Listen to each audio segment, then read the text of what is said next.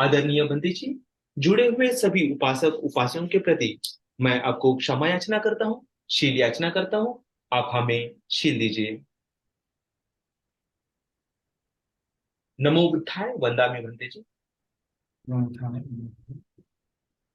क्षमा याचना। ओकास वन्दामि भन्ते द्वारतेन मया कतं सब्बं अपराधं क्षमतु मे भन्ते। द्वितीयम्पि ओकास वन्दामि भन्ते द्वारकेन मया कतं सब्बं अपराधं क्षमतु मे भन्ते। तृतीयम्पि ओकास वन्दामि भन्ते द्वारकेन मया कतं सब्बं अपराधं क्षमतु मे भन्ते। कमतु कमतु कमामि अभिवादन शीलस्य निच्ඡान वदापचायनो चित्ताव धम्मो नड्डन्ति आयुर्वन्नो सुखं। साधु साधु साधु। पंचशील याचना। ओकास अहं भन्ते तिसरणेन सह पच्चशीलं धम्मं याचामि अनुग्रहं कृत्वा शीलं देतु मे भन्ते। द्वितीयम्पि ओकास अहं भन्ते तिसरणेन सह पच्चशीलं धम्मं याचामि अनुग्रहं कृत्वा शीलं देतु मे भन्ते। तृतीयम्पि ओकास अहं भन्ते तिसरणेन सह पच्चशीलं धम्मं याचामि अनुग्रहं कृत्वा शीलं देतु मे भन्ते। यं अहं वदामि तं वदेत्। आं भन्ते। नमो तस्य भगवतो अरहतो सम्मा सम्बुद्धस्स। नमो तस् भगवतो वरहतो सम्मा सम्बुद्तस्स। नमो तस् भगवतो अरहतो सम्मा सम्बुद्धस्स। नमो तस् भगवतो अरहतो सम्मा सम्बुद्धस्स। बुद्धं शरणं गच्छामि। बुद्धं शरणं गच्छामि। धम्मं शरणं गच्छामि। धम्मं शरणं गच्छामि। संघं शरणं गच्छामि। संघं शरणं गच्छामि। द्वितीयंपि बुद्धं शरणं गच्छामि। तृतीयम्पि बुद्धं शरणं गच्छामि। द्वितीयंपि धम्मं शरणं गच्छामि। द्वितीयम्पि धम्मं शरणं गच्छामि। द्वितीयंपि संघं शरणं गच्छामि। द्वितीयम्पि संघं शरणं गच्छामि। द्वितीयंपि बुद्धं शरणं गच्छामि। तृतीयम्पि बुद्धं शरणं गच्छामि। द्वितीयंपि धम्मं शरणं गच्छामि। तृतीयम्पि धम्मं शरणं गच्छामि। तृतीयंपि संघं शरणं गच्छामि। तृतीयम्पि संघं शरणं गच्छामि। शरणागमनं निष्ठितम्। आं भन्ते। पानातिपाता वेरमणि सिक्खापदं समादयामि। पानातिपाता वेरमणि सिक्खापदं समाधियामि। अदिन्न दान वेरमणि सिक्खापदं समादयामि। अदिन्नदाना वेरमणि सिक्खापदं समाधियामि। कामेषु मिच्छाचारा वेरमणि सिक्खापदं समादयामि। कामेषु मिच्छाचारा वेरमणि सिक्खापदं समाधियामि। मूषावादा वेरमणि सिक्खापदं समादयामि। मुसावादा वेरमणि सिक्खापदं समाधियामि। सुरमेरयमज्जपमादठाना वेरमणि सिक्खापदं समादयामि। सुरामेरय मज्जपमादठाना वेरमणि सिक्खापदं समाधियामि। साधु साधु साधु शरणेन सन्ति पंचशीलं धम्मं साधुकं सुखितं तत्वा अपमादेन शील संपादयति तब्बो। आं भन्ते।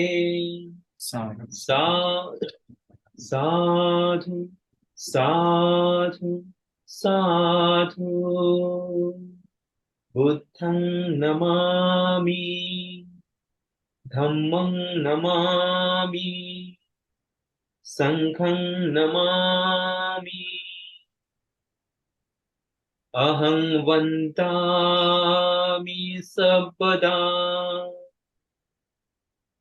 साध साध साध।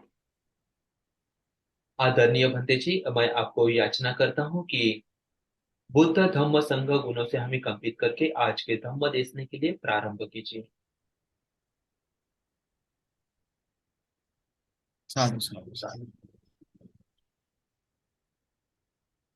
सबसे पहले तो आज हम सभी जानते हैं कि आज बड़ा दुख का दिन है,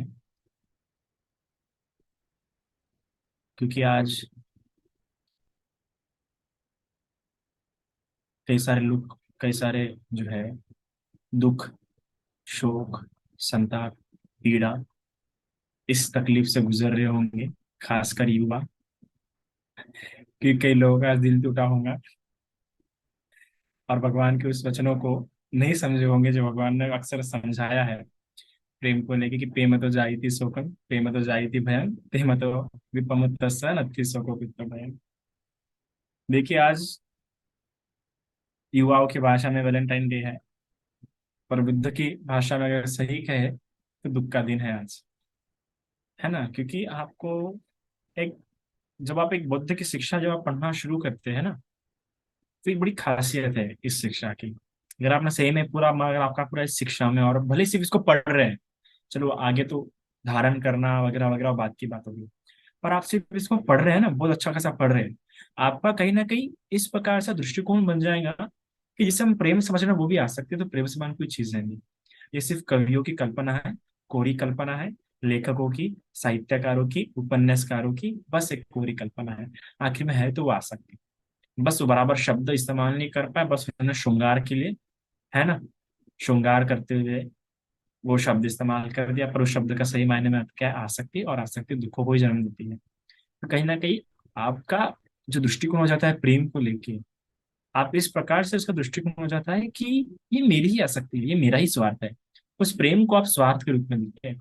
और इसलिए इस प्रेम को जब भी, अगर पाश्चात्य जगत ने अगर इसके लिए शब्द इस्तेमाल किया, तो जो भी कोई फिलोसोफर है, जो भी कोई अच्छा दार्शनिक व्यक्ति रहा है पाश्चात्य जगत का, वेस्टर्न वर्ल्ड का, उसने हमेशा देखिए सिर्फ लव शब्द इस्तेमाल नहीं किया। उसने लव की डेफिनेशन करने की कोशिश की, लव ऐसा नहीं, लव ऐसा होना चाहिए, क्योंकि उसको पता है आखिर में लव सफरिंग ही देगा। तो इसलिए जब भी उसने लव के बारे में वेस्टर्न में किसी फिलोसोफर, किसी आदर्श व्यक्ति ने कहा, वेस्टर्न जगत में, वेस्टर्न वर्ल्ड ने, तो उसने हमेशा लव को डिफाइन करने की कोशिश की।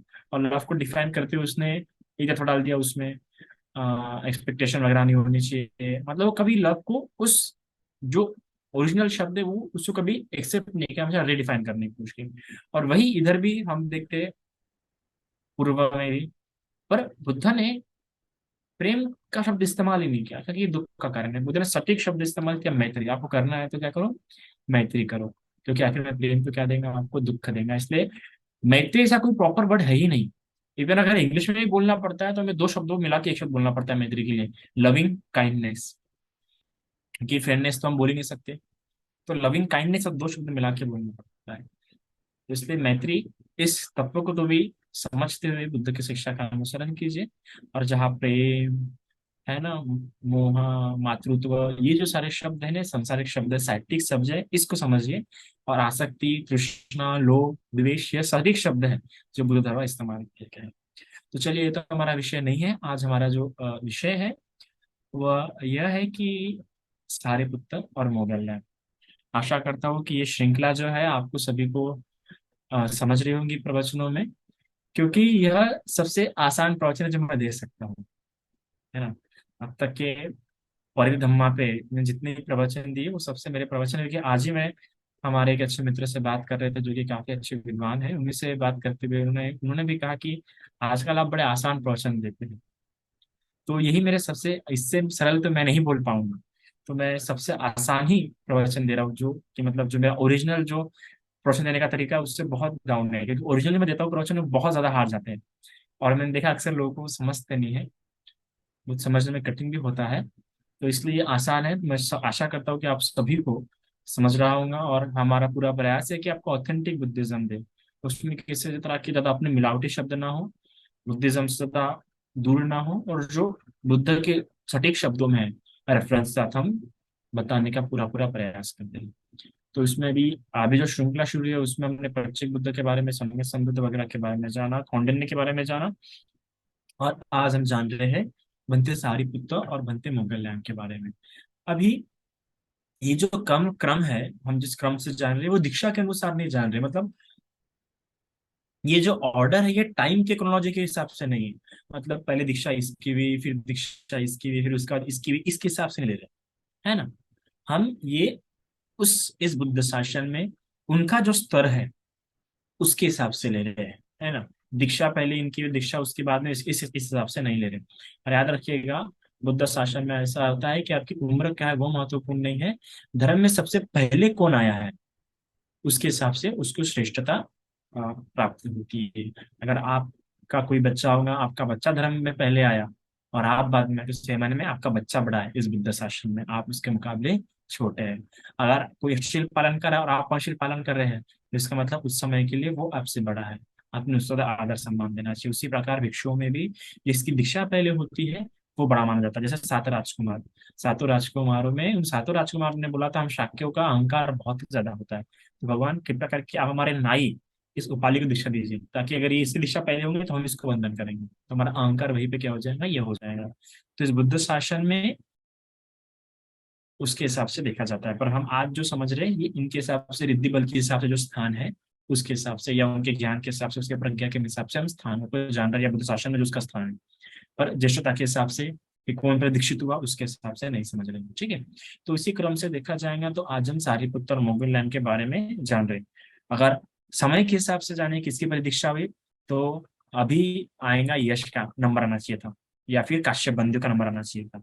पर क्योंकि हम उसके हिसाब से नहीं जान रहे, इसलिए सारिपुत्र और मोगललैंड का जानेंगे कि भगवान के दाएं और बाएं, राइट एंड लेफ्ट हैंड माने जाते हैं, क्योंकि हमेशा राइट और लेफ्ट हैंड में ही हमको बैठते हुए दिखते हैं। क्योंकि जब कौंडिन्य की दीक्षा हुई थी, कौंडिन्य और जब सारिपुत्र मोगललैंड उस सभा में बैठे थे, तो सारिपुत्र राइट में बैठे थे और मोगललैंड लेफ्ट में। तो इसलिए उनका स्तर बुद्ध शासन में सिद्धार्थ सेनापति के रूप में जाना जाता है, कि वो धर्म सेनापति है ना। तो इसलिए हम आज उनके बारे में जानेंगे।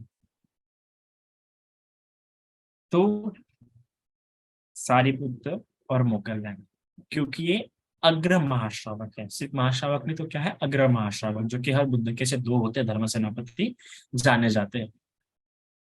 यह जो धर्म सेनापति रहते हैं, यह बाकी श्रावकों की तरह, बाकी महाश्रावकों की तरह 1 लाख कल्प नहीं लेते पारमिता पूरे करने के लिए, इनको उससे ज्यादा समय लगता है। अर्थात उनको एक असंख्य 1 लाख कल्प लगता है। तो इसके तहत जिस प्रकार बाकी श्रावकों ने पदुमत्तर बुद्ध जो कि 1 लाख पहले हुए थे उनके पास से संकल्प लिया था, उनके पास से आशीर्वाद ग्रहण किया था, अनुमोदन प्राप्त किया था, पर जो सारिपुत्र और जो मोगललैंड है ये उनसे भी पहले जो बुद्ध हुए थे, अर्थात आज से एक असंख्य 1 लाख कल्प पहले जो अनोमदसी बुद्ध हुए थे, उनके पास से क्या ली थी, इन्होंने अनुमति ली थी। तो उस समय यह जो सारिपुत्र है, इसका नाम क्या था, शारदा, है ना, शारदा या शरद, ऐसा भी हम बोल सकते हैं। या और मोगललैंड का नाम क्या था, श्रीवर्धन, श्रीवर्धन, पाली में श्रीवर्धन और हिंदी में श्रीवर्धन, ऐसे इन दोनों का नाम था।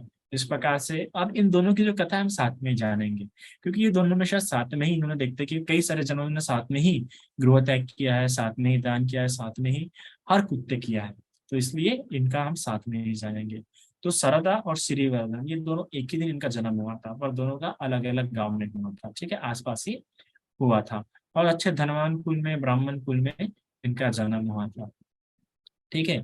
तो जब जन्म हुआ था इनका, तो हम देखते हैं कि जन्म होते समय काफी अच्छे धनवान कुल में हुए थे, है ना, और इनकी सेवा के लिए अच्छे सारे, कई सारे क्या थे, लोग भी थे। तो साथ में उन्होंने एक अच्छा जीवन जिया। और जब उम्र आ गई तो ऐसा एक बार शारदा क्या था, शारदा ऐसे ही अपने परिवार, जो उसके पारिवारिक संपत्ति थी या उसके परिवार का जो भी देख रेख कर रहा था, वो देख रेख करते हुए जो अकाउंट्स है या फिर जो संपत्ति वगैरह है उसकी, राशन वगैरह उसका बराबर गणना कर रहा था, या उसका ध्यान रखना, मैनेजमेंट कर रहा था। तो मैनेजमेंट करते हुए उसके मन में इस प्रकार से वितर्क आया कि इतना धन संपत्ति है और ये धन संपत्ति और परिवार का हम इससे ध्यान रखते हैं, अब जब तक मेरे पिता थे तब तक मेरे पिता ने यह कार्य संभाला। अब मेरे पिता नहीं रहे, अब मेरे पिता के बाद क्या है कि मैं यह कार्य संभाल रहा हूँ। और अब मैं जब इसका कार्य संभाल रहा हूँ और मेरे पिता गुजर गए, पर मुझे संभालना पड़ रहा था। जब तक मेरे पिता थे तब तक वो संभालते थे। चलो ठीक है, तो फिर मैं भी संभालते संभालते मेरी भी एक दिन क्या हो जाएंगी, मृत्यु हो जाएंगी। तो मेरी मृत्यु हो जाएंगी तो मृत्यु के बाद मैं कहाँ जाऊंगा, मुझे ये तो पता नहीं, है ना। मैं जो जानता हूँ सिर्फ मेरे इस जन्म के बारे में जानता हूँ। इस जन्म में मैं ऐसा ऐसा और ऐसा जीवन यापन कर रहा हूँ। मरने के बाद मैं कहाँ जाऊंगा मुझे नहीं पता, है ना। मेरा क्या होगा मुझे नहीं पता। मुझे जहां तक पता है कि जिस किसी का जन्म हुआ है उसकी क्या होती है, मृत्यु होती है, और मेरे भी एक न एक दिन मृत्यु में भी मरण धर्मी होगी। तो मरण धर्मी होने के कारण मैं भी मर जाऊंगा, और मैं कहाँ जाऊंगा मुझे पता नहीं। और जैसे मेरे पिता यह कार्य संभाल संभालते इसी में व्यस्त थे, उसका जीवन चला गया, मेरा जीवन भी चला जाएगा। तो क्यों ना मैं उत्तम अर्थ के लिए, उत्तम ज्ञान के लिए, परम मुक्ति के लिए, परम रस के लिए, क्या इस उत्तम है, किंग कुशलंग से क्या सबसे अच्छा है, इसकी खोज में रहूं। क्योंकि आखिर मैं भी मरण धर्मी हूँ, और स्वयं मरण धर्मी होने के कारण से, जरा धर्मी होने के कारण, मैं ऐसे चीजों के पीछे अपना पूरा समय जाया करूँ, ऐसे चीजों पे पूरा समय लगा के रखूँ। और आखिर में ऐसे चीजों के पीछे सारा समय लगाने के बाद, सारा समय व्यतीत करने के बाद, आखिर में मेरी भी मृत्यु होने वाली है, और इसमें से कुछ भी मुझे प्राप्त नहीं होने वाला, और मैं कुछ भी अपने साथ लेके चला नहीं जाऊंगा, सब कुछ यही रह जाएगा मेरे बाद कोई और कुछ जगह चलता रहेगा। तो क्यों ना मैं ऐसे चीज का खोज करूं जो मेरे साथ हमेशा रहे, या जो मुझे इस चक्र से मुक्त कराए, क्योंकि मुझे तो पता नहीं मरने के बाद क्या होगा, जहां तक मुझे इसी जीवन के बारे में पता है। तो ऐसा सोचता हुआ उसके मन में वैराग्य, संवेग जागता है, और संवेग जागते हुए वो गृह त्याग करने का उसका निश्चय आता है। तो गृह त्याग के पहले उसको दान करने का इच्छा होता है, त्याग, है ना। तो वो दान करता है, अपना धान्य भंडार खोलता है, धान्य भंडार खोलते हुए कई लोगों को क्या करता है, वो दान करता है। अब दान करने के बाद गृह त्याग करने का निश्चय करता है। तो गृह त्याग करने का जब वो निश्चय करता है तो वो जाता है अपने मित्र श्रीवर्धन के पास। श्रीवर्धन को कहता है कि देखो मैं गृह त्याग कर रहा हूँ, क्या उत्तम है, इसकी खोज में मैं जा रहा हूँ, है ना। क्योंकि ये संसार तो कभी ना कभी मुझे इस संसार आखिर मृत्यु की ओर लेके ही जा रहा है। जब ये संसार मृत्यु की ओर लेके ही जा रहा है, तो क्यों ना मैं, क्या अच्छा है उसकी गवेषणा करो। तो यह सोचते हुए अपने मित्र को भी कहता है कि तुम भी अगर साथ चलोगे तो अच्छा है, क्योंकि तुम मेरे हमेशा, मेरे हर कर्म में, मेरे सुख कुशल कर्मों में मेरे साथ रहे हो, है ना। और हमने हर कुशल कर्म साथ में मिलकर किया, एक दूसरे को बता के किया है, तो मैं सोचा तुम्हें बता दूं। तब वो कहता है कि मित्र तुम ही जाओ, फिलहाल मेरा तो उसमें कोई रुचि नहीं है। इस प्रकार से श्रीवर्धन का साथ नहीं मिलता है, तो ये निकल पड़ता है। पर इसके साथ कई सारे श्रावक जो है, 74,000 मित्र, मतलब बाकी लोग भी है, इसके साथ क्या कर लेते हैं, दीक्षा कर लेते हैं। और दीक्षा करते हुए ये लोग क्या करते हैं, एक जंगल में वास करते हैं। वास करते हुए क्या होता है कि इसने जो पांचों अभिज्ञा है वो प्राप्त कर लिया रहता है, और आठों जो ध्यान ध्यान समापत्ति है वो भी क्या होता है, शारदा ने प्राप्त कर लिया होता है। देखिए इतना सामर्थ्य उसमें होता है कि उस समय उसने आठों के आठों ध्यान प्राप्त कर लिया, और इसके साथ जो अभिज्ञा है, जो ताकत है, जो रिद्धि बल है, वो भी क्या है इसने प्राप्त कर लिया। और ऐसे वहां पे वास करता था, समय समय पे उपदेश देगा अपने श्रावकों को।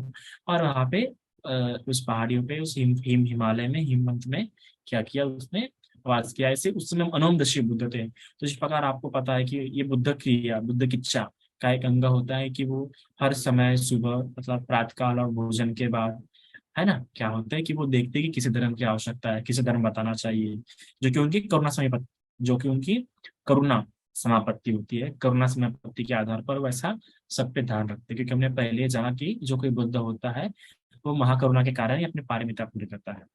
तो ऐसा देखते तो देखते हैं कि ये जो है शारदा, जो कि हिमालय में जो ध्यान कर रहा है अपने श्रावक के साथ, वहां पे वास कर रहा है, इसमें इतना सामर्थ्य है कि आगे जाके क्या हो सकता है, आने वाले गौतम बुद्ध के शासन काल में उसका अग्र श्रावक हो सकता है।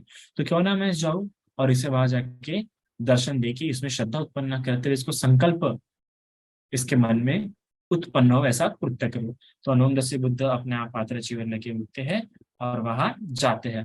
जब वहां ऊपर से जाते हैं, अपना हवा मतलब आसमान से अपने रिद्धि बल से जाते हैं, तो जाते हुए क्या देखते हैं, वो जाते हुए उन्हें वहां जाते हैं, और फिर वहां से आसमान से उतरते हैं। तो जब सब शारदा का इन पे ध्यान जाता है कि आसमान से कौन है रिद्धिमान पुरुष जो उतर रहा है, हालांकि रिद्धि बल किसके पास थी? शारदा के पास भी थी, पर इनके पास भी है। तो इसने जो है उसके शारीरिक लक्षण देखने की कोशिश की, उसको समझने की कोशिश की, और उसको समझ में पता चला अरे इसके शरीर पर तो 32 लक्षण है। और जिस किसी व्यक्ति में 32 लक्षण होते हैं उसके दो ही गतियां होते हैं। एक तो चक्रवर्ती सम्राट गृहस्थ रहेगा, नहीं तो गृह त्यागी होने पर सम्यक संबुद्ध। तो अवश्य ये सम्यक संबुद्ध होंगे तुरंत, वो क्या हो जाता है, उनके सामने झुक जाता है और उनको अपने से ऊंचा आसन, ये होता है कि अपने से ऊंचा आसन क्या होता है, बैठने के लिए देता है। तो जो अपने से उच्च आसन वो बैठने के लिए देता है, और खुद अपने से उससे उनसे नीचे आसन पे बैठ जाता है और हाथ जोड़ के बैठता है। तभी क्या होता है, जो उस शारदा के बाकी शिष्य है वो वहां पे आ जाते हैं, और वो सारे बाकी सारे शिष्य देखते हैं कि अरे यार, हमारे ये जो गुरु है वो नीचे आसन लेके बैठे हैं, और ये क्या है, ऊंचा आसन लेके बैठे हैं। ऐसा क्यों? तो अपने गुरु से पूछते हैं ये कौन है जो आपने अपने से ऊंचा आसन इनको दिया है। हाँ, तो कहते हैं अरे ये तो सम्यक संबुद्ध है, महाज्ञानी है, महाप्रज्ञावान है ना।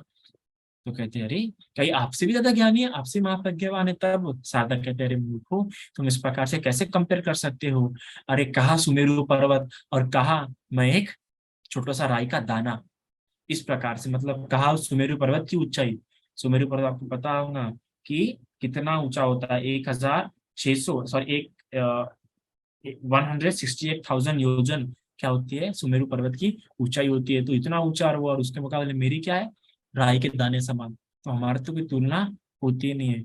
तब उनके मन में शर्म जाग जाती है अनंत से बुद्ध के बारे में कि बाप रे, इतने है कि हमारे गुरु स्वयं अपने मुंह से इतना, इतने सुंदर उदाहरण का, इतना ऐसे उदाहरण का उपयोग कर रहे हैं। तो वो भी वहां पे नीचे आसन लेके क्या हो जाते हैं, बैठ जाते हैं। फिर बैठने के बाद अनंतसी बुद्ध के मन में आता है कि मेरे अग्र श्रावक भी यहाँ पे होने चाहिए।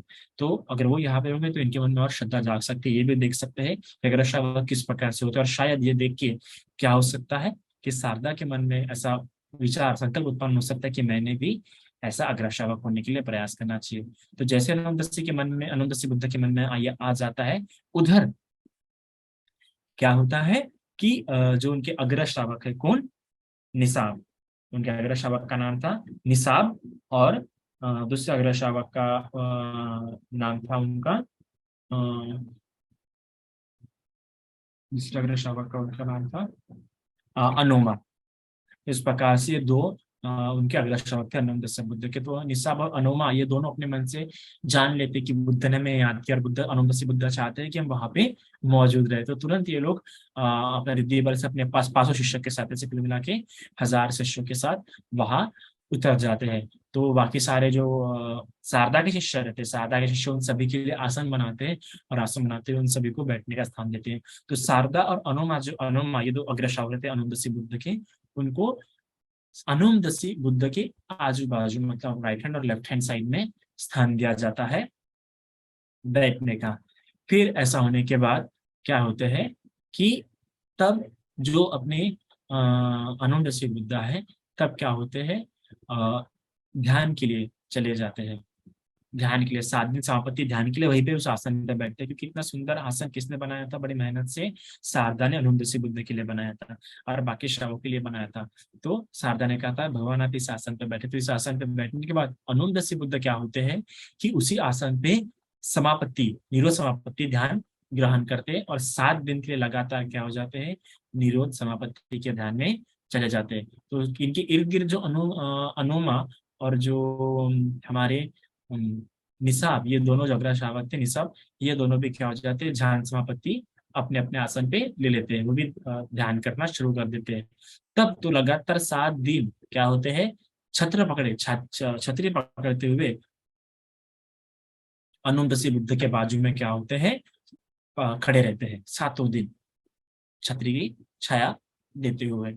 और बाकी जो इसके शिष्य है, किसके, अपने शारदा की, वो सभी लोग रोज समय समय के हिसाब से अपनी बदलते हुए भिक्षा ढंगते जाते थे, भोजन करते थे, और बाकी शिष्यों को देते थे। जैसे केवल तो बिना 7 दिन कुछ भी खाए, बिना अपने स्थान से हिले, कौन रहते हैं, शारदा छतरी पकड़े अनुमदसी जी के पास खड़े रहते हैं। फिर 7 दिन के बाद जब अनुमदसी बुद्ध अपने ध्यान से उठते हैं, तो अपने ध्यान से उठने के बाद फिर वो देखते हैं कि क्या है, शारदा भी वैसा ही खड़ा है। और फिर वो पूछते हैं कि मेरे राइट हैंड में कौन बैठा हुआ था? तब कहते हैं कि भगवान मैं आपका अग्र श्रावक निसाब, और लेफ्ट हैंड में बनते में आपका अग्र श्रावक अनुमा फिर कहते हैं कि चलो निशा तुम धर्म देशना दो सबसे पहले, है ना, इन शारदा के पांचों शिष्यों को। फिर शारदा के पास शिष्यों धर्म देशना देते हैं। उसके बाद फिर भी किसी में ऐसा कुछ समय श्रद्धा उत्पन्न हो गई थी बुद्ध की शिक्षा को लेकर, लेकिन कोई अरंत नहीं हो पाया था। फिर बनते अनुमदसी ने कहा कि चलो अनुमा तुम दो। फिर अनुमा देने के बाद भी सभी को अच्छा लगा, लेकिन कोई अनंत नहीं हो पाया, पर कहीं ना कहीं धर्म में अच्छा बोध उत्पन्न हो गया, निर्वेद विराट का भाव जो हम कह सकते हैं। फिर उसके बाद खुद अनुमदसी बुद्ध ने क्या किया, प्रवचन दिया। अनुमदसी बुद्ध के प्रवचन देने के बाद सभी के सभी वहां पे जो लोग उपस्थित थे, वो सभी के सभी अनंत फल को प्राप्त कर लेते हैं, बस एक व्यक्ति को छोड़ के, वो है हमारे शारदा। तो शारदा वहां पे अनंत नहीं हो पाए। शारदा अनंत नहीं और बाकी सब क्या हो गए, अनंत हो पाए। तो क्यों शारदा अनंत नहीं हो पाए? क्योंकि शारदा डिस्टर्ब हो गए थे। जब निसाब प्रवचन दे रहे थे, तो निसाब को देखते हुए क्या हुआ, इसके मन में, शारदा के मन में इस प्रकार से विचारने लगा, क्यों ना मैं भी या इसी चीज के लिए प्रयास करूं जिस प्रकार ये भी अग्र श्रावक है। क्यों ना मैं भी आने वाले किसी बुद्ध के शासन में से अग्र श्रावक होने के लिए प्रयास करूं। और फिर जब अनुदशा बुद्ध ही प्रवचन दे रहे थे, तब भी शारदा का ध्यान कैसा क्या था, बार बार उसके मन में वो आ रहा था कि क्यों ना मैं भी ऐसा अग्र श्रावक के लिए प्रयास करूं, क्यों ना मैं भी अरंत फल प्राप्त कर सकते, पर अग्र श्रावक का ज्यादा अच्छा रहेगा। ऐसा करके उनके मन में आ रहा था, तो बार बार मन में वो आने के कारण वो उस धम्मदेशना का लाभ मिले, पर वो उस समय अरहंत नहीं हो पाए। इसके बाद प्रवचन होने के बाद खुद शारदा क्या होते हैं, अनुमदसी बुद्ध के पास ऐसा वचन प्रकट करते हैं कि भगवान, मैंने जो आपके लिए आसन दिया, आसन तैयार रखा, और ये 7 दिन जो मैंने बिना आहार स्वीकार किए जो आपका छत्र पकड़ा, इस पुण्य के प्रताप से मुझे किसी शक्र पद की लालसा नहीं है, मुझे किसी ब्रह्म पद की भी लालसा नहीं है। मुझे अगर आशा है तो इसी प्रकार आने वाले किसी बुद्ध के शासन में मुझे भी ऐसा अग्र पद धारण करना है। कृपया करके आप मुझे अनुमति प्रदान करें, अनुमोदन दें। तब भगवान अनुमदसी देखते हैं कि क्या सही में यह संभव हो सकता है। तब इसका अतीत और इसका सामर्थ्य देखने के बाद पता चलता है कि हाँ, आने वाले गौतम बुद्ध के शासन काल में तुम्हारी और ये इच्छा अवश्य क्या होगी, ये मनोप्रणिधान अवश्य क्या होगा, पूरा होगा, ऐसा जानते हुए वो अपनी इच्छा प्रकट करता है। ठीक है। फिर अनुदसी बुद्ध और बाकी जो दौलत शावक है वो वहां से अपने शिष्यों के साथ निकल जाते हैं, और साथ में वो भी जो किसके शिष्य थे, शारदा की, क्योंकि वो भी अनंत बन चुके थे, तो वो तो नहीं रह सकते, क्योंकि वो कहीं ना कहीं पद में अपने गुरु से बड़े हो गए हैं। तो वो भी उन बुद्ध के साथ निकल जाते हैं, क्योंकि वो लोग भी भिक्खु बन गए थे। उस समय क्या था कि सबके पुण्य इतने होते थे, भगवान ने सिर्फ इतना बोला यही पद के भिक्खु में, तो भिक्षु की दीक्षा हो जाती थी, उनके मुंडन वगैरह हो जाते थे, और वो चीवर धारण उनपे हो जाता था। देवता लोग की सब व्यवस्था करते थे। तो ऐसा होने के पर फिर शारदा क्या होता है, वापस अपने मित्र किसके पास जाता है, श्रीवर्धन के पास। और श्रीवर्धन के पास जाने के बाद क्या होता है, वो उन्हें कहता है कि देखो मेरी बुद्ध, जब वो जाता है उसके द्वार पे, तो श्रीवर्धन दरवाजा खोलते उसको प्रसन्नता होती है कि अरे वाह, आप आ गए, आप मिलने के लिए आए। तो तब उसे गुरु के रूप में देखता है, क्योंकि कहीं ना कहीं ये भी साधु है ना। तो वो आता है, बैठता है, कैसे हो आप, कहा तुम्हारे शिष्य कहाँ है, जो तुम्हारे शिष्य थे वो सब कहाँ पे। तो कहते हैं कि वो अभी मेरे साथ नहीं रहेंगे, और ना मेरे साथ तुम्हें कभी देखने के लिए मिलेंगे। सब बोलते क्या हुआ, जो तुम्हारे साथ वो कभी देखने के लिए नहीं मिलेंगे। तब वो कहते हैं कि उन सभी लोगों ने क्या कर ली है, अभी दीक्षा ग्रहण कर ली है ना। वो सभी अभी बुद्ध शासन में अरहंत हो चुके हैं, इस संसार चक्र से मुक्त हो चुके हैं, और मुझे भी बुद्ध दर्शन के लाभ हुए। और बुद्ध दर्शन के लाभ होने के साथ मैंने उनकी सेवा की, और सेवा करते हुए मैंने आने वाले गौतम बुद्ध के शासन काल में इस अग्र पद के लिए क्या किया है, अनुमोदन प्राप्त किया है। तो श्रीवर्धन, मैं चाहता हूँ कि तुम भी, मैंने राइट पोजिशन के लिए अनुमोदन प्राप्त किया, मैं चाहता हूँ तुम भी लेफ्ट पोजिशन के लिए, मतलब उनके दूसरे अग्र श्रावक के लिए, धर्म सेनापति के लिए क्या करो, ऐसा पद की कामना करो बुद्ध के सामने, अनुपस्थित बुद्ध के सामने। तब वो कहता है कि मैंने उन्हें देखा नहीं, ना मैंने उनका धर्म सुना, तो मैं उन्हें कैसे व्यवस्था करूँ।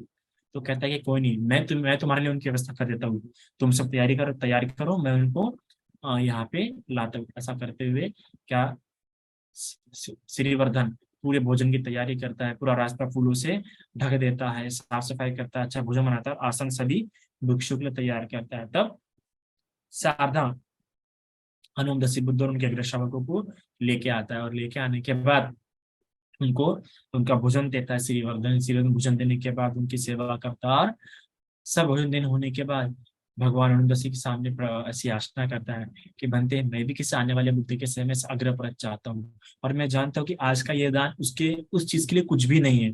तो कृपया करके मुझे और आने वाले 7 दिनों के लिए आप मुझे आप और आपके भिक्षु संघ के क्या भोजन दान की अनुमति दीजिए। मैं ये महादान करते हुए भी इस अग्रपद की अभिलाषा रखता हूँ। ऐसा कहते हुए भगवान अनुमति देते हैं अनुमदसी बुद्ध। और ऐसे लगातार 7 दिन होने के बाद वो भी अपनी इच्छा प्रकट करता है, और इच्छा जब प्रकट करता है तो भगवान उसे अनुमति देते हैं।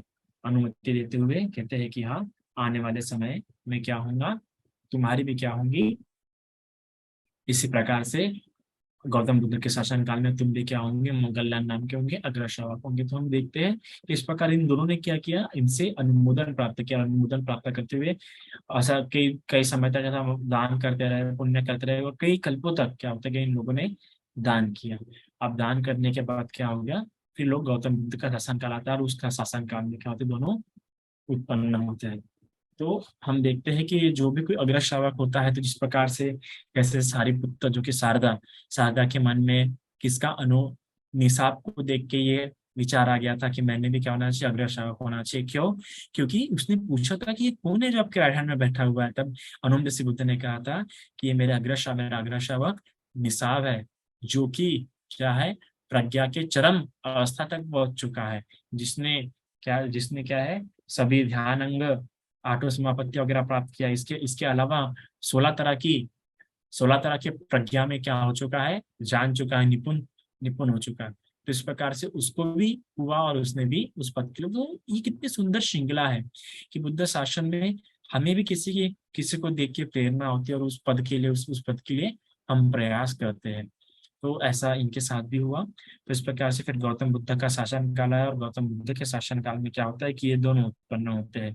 तो हम देखते हैं कि जो सारीपुत्र है वो उपतिस्सा गांव में उत्पन्न होता है ना। उपतिस्सा गांव में जो रूपसारी है, रूपसारी के गर्भ में क्या होता है, पटिसंधि ग्रहण करते हैं, और पटिसंधि ग्रहण करते हुए समय आने पर वहां पे क्या होता है, रूपसारी की माता के कोख से उनका जन्म होता है, जो कि उपतिस्सा गांव में रहती है। इसके अलावा जो मोगल लायन है, वो उसी के पड़ोसी गांव में क्या होता है, कोलित, इस गांव में क्या होता है, उत्पन्न होता है। कोलित गांव में उत्पन्न होते हुए उनकी जो माँ रहती है मोगल लायन की, उसका नाम रहता है मोगली, उसके कर्म प्रतिसंधि ग्रहण करते हैं। और दोनों का जन्म क्या होता है, एक ही दिन होता है। एक ही दिन में होते हुए इन दोनों के नाम क्या होते हैं, उस गांव के नाम के आधार पर रख दिए जाते हैं, क्योंकि दोनों के पिता क्या होते हैं, उस गांव के मुखिया रहते हैं। तो इसी प्रकार से रूपसारी के पुत्र का नाम रहता है उपतिस्स, और मोगली की लड़की का नाम रहता है कोलित।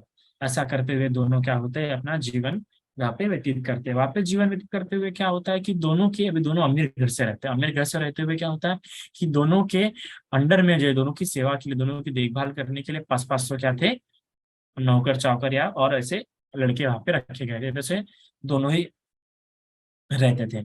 और दोनों के परिवार क्या है, पिछले 7 पीढ़ियों से आपसे अच्छे घनिष्ठ संबंध थे। दोनों काफी अच्छे मित्र हो गए थे।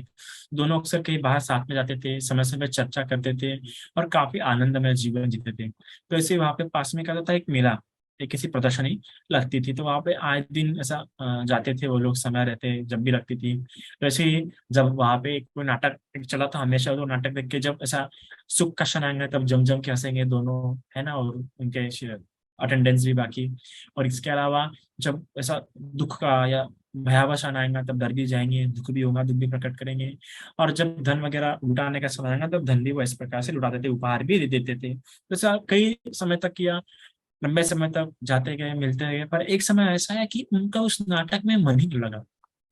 उन्हें लगा कि आखिर में भी इसमें भी कुछ मजा नहीं रहा, क्योंकि इतने समय से देखते आ रहे हैं। उनकी भी रुचि, जो अरुचि, जिसे हम निब्बिदा भाव कहते हैं, निब्बिदा भाव बहुत बहुत उत्पन्न रहता है एक भिक्षु में, या एक जो अनागामी वगैरह व्यक्ति में होता है, उन व्यक्ति में निब्बिदा भाव, क्योंकि निब्बिदा भाव ही है जो मुक्ति भाव की ओर, विमुक्ति के भाव की ओर व्यक्ति को लेके जाता है। तो इस प्रकार दोनों में क्या हुआ, निब्बिदा भाव उत्पन्न हुआ। फिर निब्बिदा मतलब अरुचि, उस रुचि नहीं लगी। उन्होंने कहा, क्या इसमें ऐसा क्या है, ऐसा कुछ भी तो इसमें आकर्षण लायक नहीं है, कुछ भी तो ऐसा उसमें आ नेत्र को, चक्षु को उतना कुछ प्रिय नहीं लग रहा है। ऐसा उनमें चल वही चीजें बार बार हो रही है।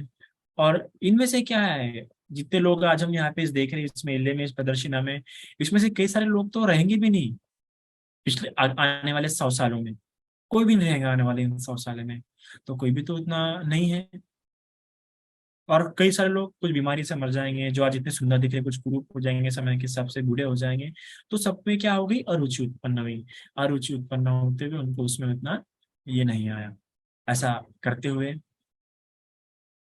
फिर क्या हुआ, फिर ऐसा ही जो उनका मित्र है कोली, तब उसने पूछा क्या हुआ उपदेश सर, तुम्हारा मन उतना प्रसन्न नहीं लग रहा है, तो तुम आनंदित नहीं लग रहे। तो उपदेश सर कहता है कि कोली देखो ना, मेरे मन में इस प्रकार एकदम अरुचि का, निविदा का भाव उत्पन्न हो चुका है, मुझे इसमें रुचि नहीं आ रही है, कुछ भी मेरा मन इसमें नहीं रम रहा है, कैसे रमेगा, है ना। हमने कुछ ऐसा श्रेष्ठ चीज की खोज करनी चाहिए, क्योंकि आखिर में हम सभी मरण धर्मी है ना, जरा धर्मी है। तो कहता तुम बिल्कुल ठीक करो, चलो हम गृह तय कर रहे। तो वही उस मेरे से जाके वो उस समय जो संजय वेल्टी पुत्र है उसी राजगृह में, क्योंकि ये दोनों के गांव राजगृह के पास है, तो राजगृह में संजय वेल्टी पुत्र के पास, जो कि इनके मामा भी रहते हैं, क्योंकि ऐसा कहा जाता है कि संजय वेल्टी पुत्र के दोनों भतीजे रहते हैं, है ना। तो उसी के पास जाके क्या करते हैं, दीक्षा ग्रहण करते हैं। दीक्षा ग्रहण करते हुए उसके पास ध्यान साधना करते हैं, जो जो गुरु के पास सिखाने के लिए लगता है संजय विल्टी पुत्र उन दोनों को सिखा देता है। सिखाने के बाद सब कुछ निपुण होने के बाद, प्राप्त होने के बाद, और दोनों के जो पास पास अटेंडेंस रहते हैं वो भी दीक्षा ग्रहण करते हैं, तो संजय विल्टी पुत्र को काफी प्रसिद्धता प्राप्त हो जाती है, कि इसके पास तो उसके पास ऐसे हजार लोग एक साथ दीक्षा ग्रहण करते हैं, तो संजय विल्टी पुत्र को जो प्रसिद्धि प्राप्त होती है। फिर भी ये लोग जो उसको सीखने रहता है उसके पास सीख लेते हैं, और फिर एक दिन सीखे सब कुछ सीखने के बाद उसके पास आते हैं संजय विल्टी पुत्र के पास और कहते हैं कि और भी कुछ तुम्हारे पास सिखाने के लिए, कहते नहीं, मेरे पास जो सिखा सकता मैंने वो सब कुछ सिखा दिया। इन दोनों को लगता है कि कुछ अर्थ ने भी आ रहने के लिए, चलो इनके पास ब्रह्मचर्य पालन करने के लिए कुछ अभी सर, चलो हम और बाहर जाके देखते हैं, कि जम्बूद्वीप बहुत बड़ा है, इतने बड़े जम्बूद्वीप में और कई सारे गुरु होंगे, चलो देखते हैं, कोई ना कोई किसी ना किसी के पास तो वो चीज होंगी जो हम चाहते हैं, जो हम सीखना चाहते हैं, जो हम प्राप्त करना चाहते हैं। ऐसा करते करते पूरा वो लोग जम्बूद्वीप घूमते हैं, फिर भी उन्हें कोई नहीं मिलता। फिर आखिर में दोनों कहते हैं, फिर दोनों अलग हो जाते हैं, और दोनों एक दूसरे को कहते हैं कि जिसे पहले वो चीज प्राप्त होगी जो हमें चाहिए, वो दूसरे को आके बताएंगा। देखिए, देखिए मित्रता का सही मायने में अर्थ यहाँ पे पता चलता है कि क्या देना चाहिए, एक मित्र ने दूसरे मित्र से क्या अपेक्षा रखनी चाहिए, ये अपेक्षा होनी चाहिए। आज ही के दिन हम जिस आज जो वैलेंटाइन डे है, जो आज लोग प्रेमी प्रेमी प्रेम करते हुए जो प्रेमी से अपेक्षा रखते हैं, जो प्रेम भाव उत्पन्न करते हैं, प्रेम फूल प्रेम गुलाब जो मन में उत्पन्न करते हैं, कमल उत्पन्न करना चाहिए मन में वो मित्रता का। और कैसे मित्रता का, ऐसी मित्रता का रखते हुए ऐसी अपेक्षा। देखिए इन दोनों की मित्रता भी हम देखते हैं कि जन्म जन्मों से साथ में है ना। दो पति पत्नी के साथ में होंगे, इनकी मित्रता वैसी जन्मों जन्मों से इन दोनों को साथ में जन्म ग्रहण कराते आ रही है, और ऐसी मित्रता कि दोनों ने हर जन्म में एक दूसरे का कल्याण साधा है, दोनों ने हर जन्म में एक दूसरे को कल्याण धर्म करने के लिए, कल्याण कर्म करने के लिए प्रेरणा दी है दोनों का अस्तित्व। तो ऐसा दोनों का अस्तित्व होना चाहिए।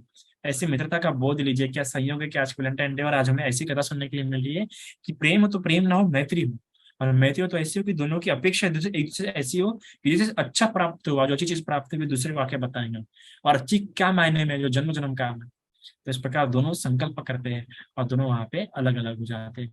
समय रहते हैं हमें देखने के लिए मिलता है कि सबसे पहले किसको मिलते हैं, सारीपुत्र को। कि सारीपुत्र को समय रहते क्या होता है, इसके दर्शन होते हैं, किसके, अश्वजीत के। कहाँ पे, राजगृह में, है ना। राजगृह में देखता है कि अश्वजीत वहां पे, और अश्वजीत हम सभी को पता कि कौन था अश्वजीत। अश्वजीत इन पंचवर्गीय भिक्षु में वो व्यक्ति था जिसको सबसे आखिरी में धर्म समझा, जो सबसे पांचवें दिन जो सोतापति हुआ था, उस व्यक्ति को क्या होता है, पिंडपात करते हुए देख लेता है सारीपुत्र, जिसका नाम उपदेश रहता है। उपदेश क्या होता है, देख लेता है कि पिंडपात कर रहा है, देखते बराबर सारीपुत्र समझ जाता। तो कितना देखिए, मतलब अनंत नहीं हुआ अभी तक, बुद्ध शासन को अभी तक जानने का है, प्रज्ञावान था, और इतना उसकी प्रज्ञा देखो कि एक झटके में जान लिया कि अश्वजीत को क्या है, कुछ ना कुछ तो प्राप्त है, सिर्फ चर्या देख के। तो चर्या का इतना प्रभाव होता है, तो चर्या कैसे भी नॉलेज होगा, और अश्वजीत की चर्या कितनी सुंदर होगी कि देखते बराबर समझ गए, और होगा भी। क्योंकि हमारा मन नहीं भटकता है, हमारा मन ही यहाँ पे वहां पे इधर उधर देखता है, क्यों, क्योंकि हमें कुछ प्राप्त नहीं, बट अंदर में कुछ नहीं, जैसे अंदर ही कुछ प्राप्त हो गया है, जो स्रोत में गिर चुका है अष्टांगिक मार्ग के, उसकी बाहर नजर नहीं जाएंगे, क्योंकि अंदर में सब कुछ है श्रेष्ठ, अच्छी बातें। तो वो देख लेता है, तो फिर उसका तुरंत जाके पूछने की इच्छा होती है, पर वो जानता है कि अभी पिंडपात करा, तो पिंडपात होने के, भोजन होने के बाद फिर क्या होता है, सारी पुत्र जाते हैं अश्वजीत के पास, अश्वजीत को पूछता है। और यहाँ पे हमें परंपरा देखने को मिलती है कि जाते ना पूछो साधु की, पूछ लीजो ज्ञान, मोल करो तलवार का, अरे पड़े रहने दो मयान। कि हम ये समझते हैं कि हम तो किसी व्यक्ति से क्या होते हैं, उसकी जाति पूछते हैं, उसका गोत्र पूछते हैं पहले जाके, बनते, स्पेशल नागपुर में कहा करते थे लोगों को कि बनते आप कहाँ से, आपका क्या नाम है, पहले का सरनेम क्या है, पहले आप कहाँ रहते थे, क्यों लिया दीक्षा वगैरह, इस प्रकार ऐसे, है ना, पूछते थे। लेकिन ऐसा नहीं पूछना चाहिए, कि ऐसे व्यक्तियों से हमें उसका ज्ञान पूछना चाहिए, कि ज्ञान हमें कल्याण हो सकता है ना हमारा ज्ञान का। तो इस प्रकार ये भी जाना, तो सबसे पहले ये पूछता है कि तुम्हारे गुरु कौन है, और तुम्हारे गुरु की शिक्षा क्या है, ये सारी पुत्र पूछता है। तब अश्वजीत कहता है कि मैं इस धर्म में नया नया हूँ, है ना, मैं इतना गंभीर आपको बता नहीं सकता। तब सारी पुत्र क्या कहता है, उपदेश से क्या कहता है, कि तुम मुझे बस सार बताओ, मैं उसे अपने अलग अलग दृष्टिकोण से जान लूंगा। तो सोचिए कितना प्रज्ञावान होगा वो, कि एक ही ऐसा बोल रहा है कि मैं उसे अपने अलग अलग दृष्टिकोण से जान लूंगा। तब वो कितनी प्यारी अद्भुत गाथा कहता है कि हे धम्मा हे तु पब्बवा तेसंच हे तु निरोध तथा एववादी महासमन। तो इस प्रकार से गाथा का एक्सप्रेशन मैंने दिया है, आपको दिख जाएगा यूट्यूब पे, कि बहुत प्यारी गाथा, और इतनी प्यारी गाथा का एक्सप्लेनेशन दे देते हैं सारिपुत्र को। तो सारिपुत्र भी वो गाथा सुनते बराबर वहीं पे क्या हो जाते हैं, श्रोतापति होते हैं। और तुरंत फिर जाते जाते भागे भागे अपने मित्र मोगललैन के पास जाते हैं। मोगललैन भी दूसरे एक ही समझ आता कि मेरे मित्र को कुछ ना कुछ क्या हो चुका है, प्राप्त हो चुका है। देखिए, धर्म को जानने वाले या धर्म की खोज में या श्रेष्ठ बातों की खोज में जो व्यक्ति होते हैं, वो लोग किस प्रकार जान लेते हैं, किस प्रकार समझ लेते हैं, है ना, अपना अर्थ बराबर, अपना कल्याण बराबर साथ देखते, बराबर साथ लेते, जान लेते, दिखते बराबर। ऐसी पार की नजर व्यक्ति की हो जाती है। तो मोगल लैंड भी जम जाता है, फिर मोगल लैंड भी सुने, तो मोगल लैंड भी वहीं पे क्या हो जाते हैं, श्रोतापति हो जाते हैं। और फिर दोनों समय रहते क्या हो जाते हैं, दीक्षा ग्रहण कर लेते हैं। दीक्षा ग्रहण करने के बाद देखते हैं कि दीक्षा ग्रहण करने के बाद भिक्षु होने के 7 दिन के अंदर ही क्या हो जाता है, मोगल लैंड अरहंत हो जाते हैं। और 15 दिन के अंदर सारिपुत्र भी अरहंत हो जाते हैं। इस प्रकार से दोनों क्या हो जाते हैं, अनंत हो जाते हैं। ऐसा समय रहते रहते हम देखते हैं कि समय आता है, समय आते भी फिर परिनिब्बान का भी समय आता है। कई समय पे कई जगह पे हम देखते हैं कि सारिपुत्र क्या होता है कि भगवान ने कई जगह पे उसने उपदेश दिया है ना, और भगवान के हमें साथ रहा है। तो ऐसा कई जगह पे देखते हैं। फिर समय रहते ऐसा ही समय बीता, फिर उनके परिनिब्बान का भी समय आता है। तो सारिपुत्र का जब परिनिब्बान का समय आता है, तो पहले सारिपुत्र देखते हैं कि चलो देखते हैं, ऐसे एक बार सारिपुत्र के मन में आता है कि चलो देखते हैं कि कौन पहले परिनिब्बान प्राप्त करता है, बुद्ध के अग्र श्रावक या बुद्ध। फिर ऐसा ध्यान से पढ़ता करने में पता चला कि सबसे पहले क्या होते हैं, हर बुद्ध के अग्र श्रावक ही बुद्ध के पहले क्या होते हैं, परिनिब्बान ग्रहण करते हैं। फिर चलो देखते हैं कि मुझे कितना समय है, तो पता चलता है कि आज से 7 दिन बाद मेरा भी क्या हो जाएगा, परिनिब्बान हो जाएगा। ऐसा जानते हुए वो जाते हैं भगवान के पास अनुमति के लिए। क्योंकि ये अग्र श्रावक की खासियत होती है कि जो भी कोई अग्र श्रावक परिनिब्बान लेने वाला होता है, पहले बुद्ध से अनुमति लेता है, कि क्या होता है कि हमें भी अब परिनिब्बान क्या दीजिए, अनुमति दीजिए। तो सारिपुत्र भी जाता है, जब भगवान रहते हैं भगवान के पास जाता है। और उस समय जो उनका आखिरी वर्षावास था वेलुआ, इस वैशाली वैशाली के एक छोटे गांव में जो वेलुआ रहता है, वहां पे उनका आखिरी वर्षवास हुआ। उनका आखिरी वर्षवास होने के बाद भगवान के पास आकर भगवान बुद्ध कहते हैं कि भगवान, इतने वर्ष आपकी सेवा करते हुए मुझे बहुत आनंद प्राप्त हुआ है।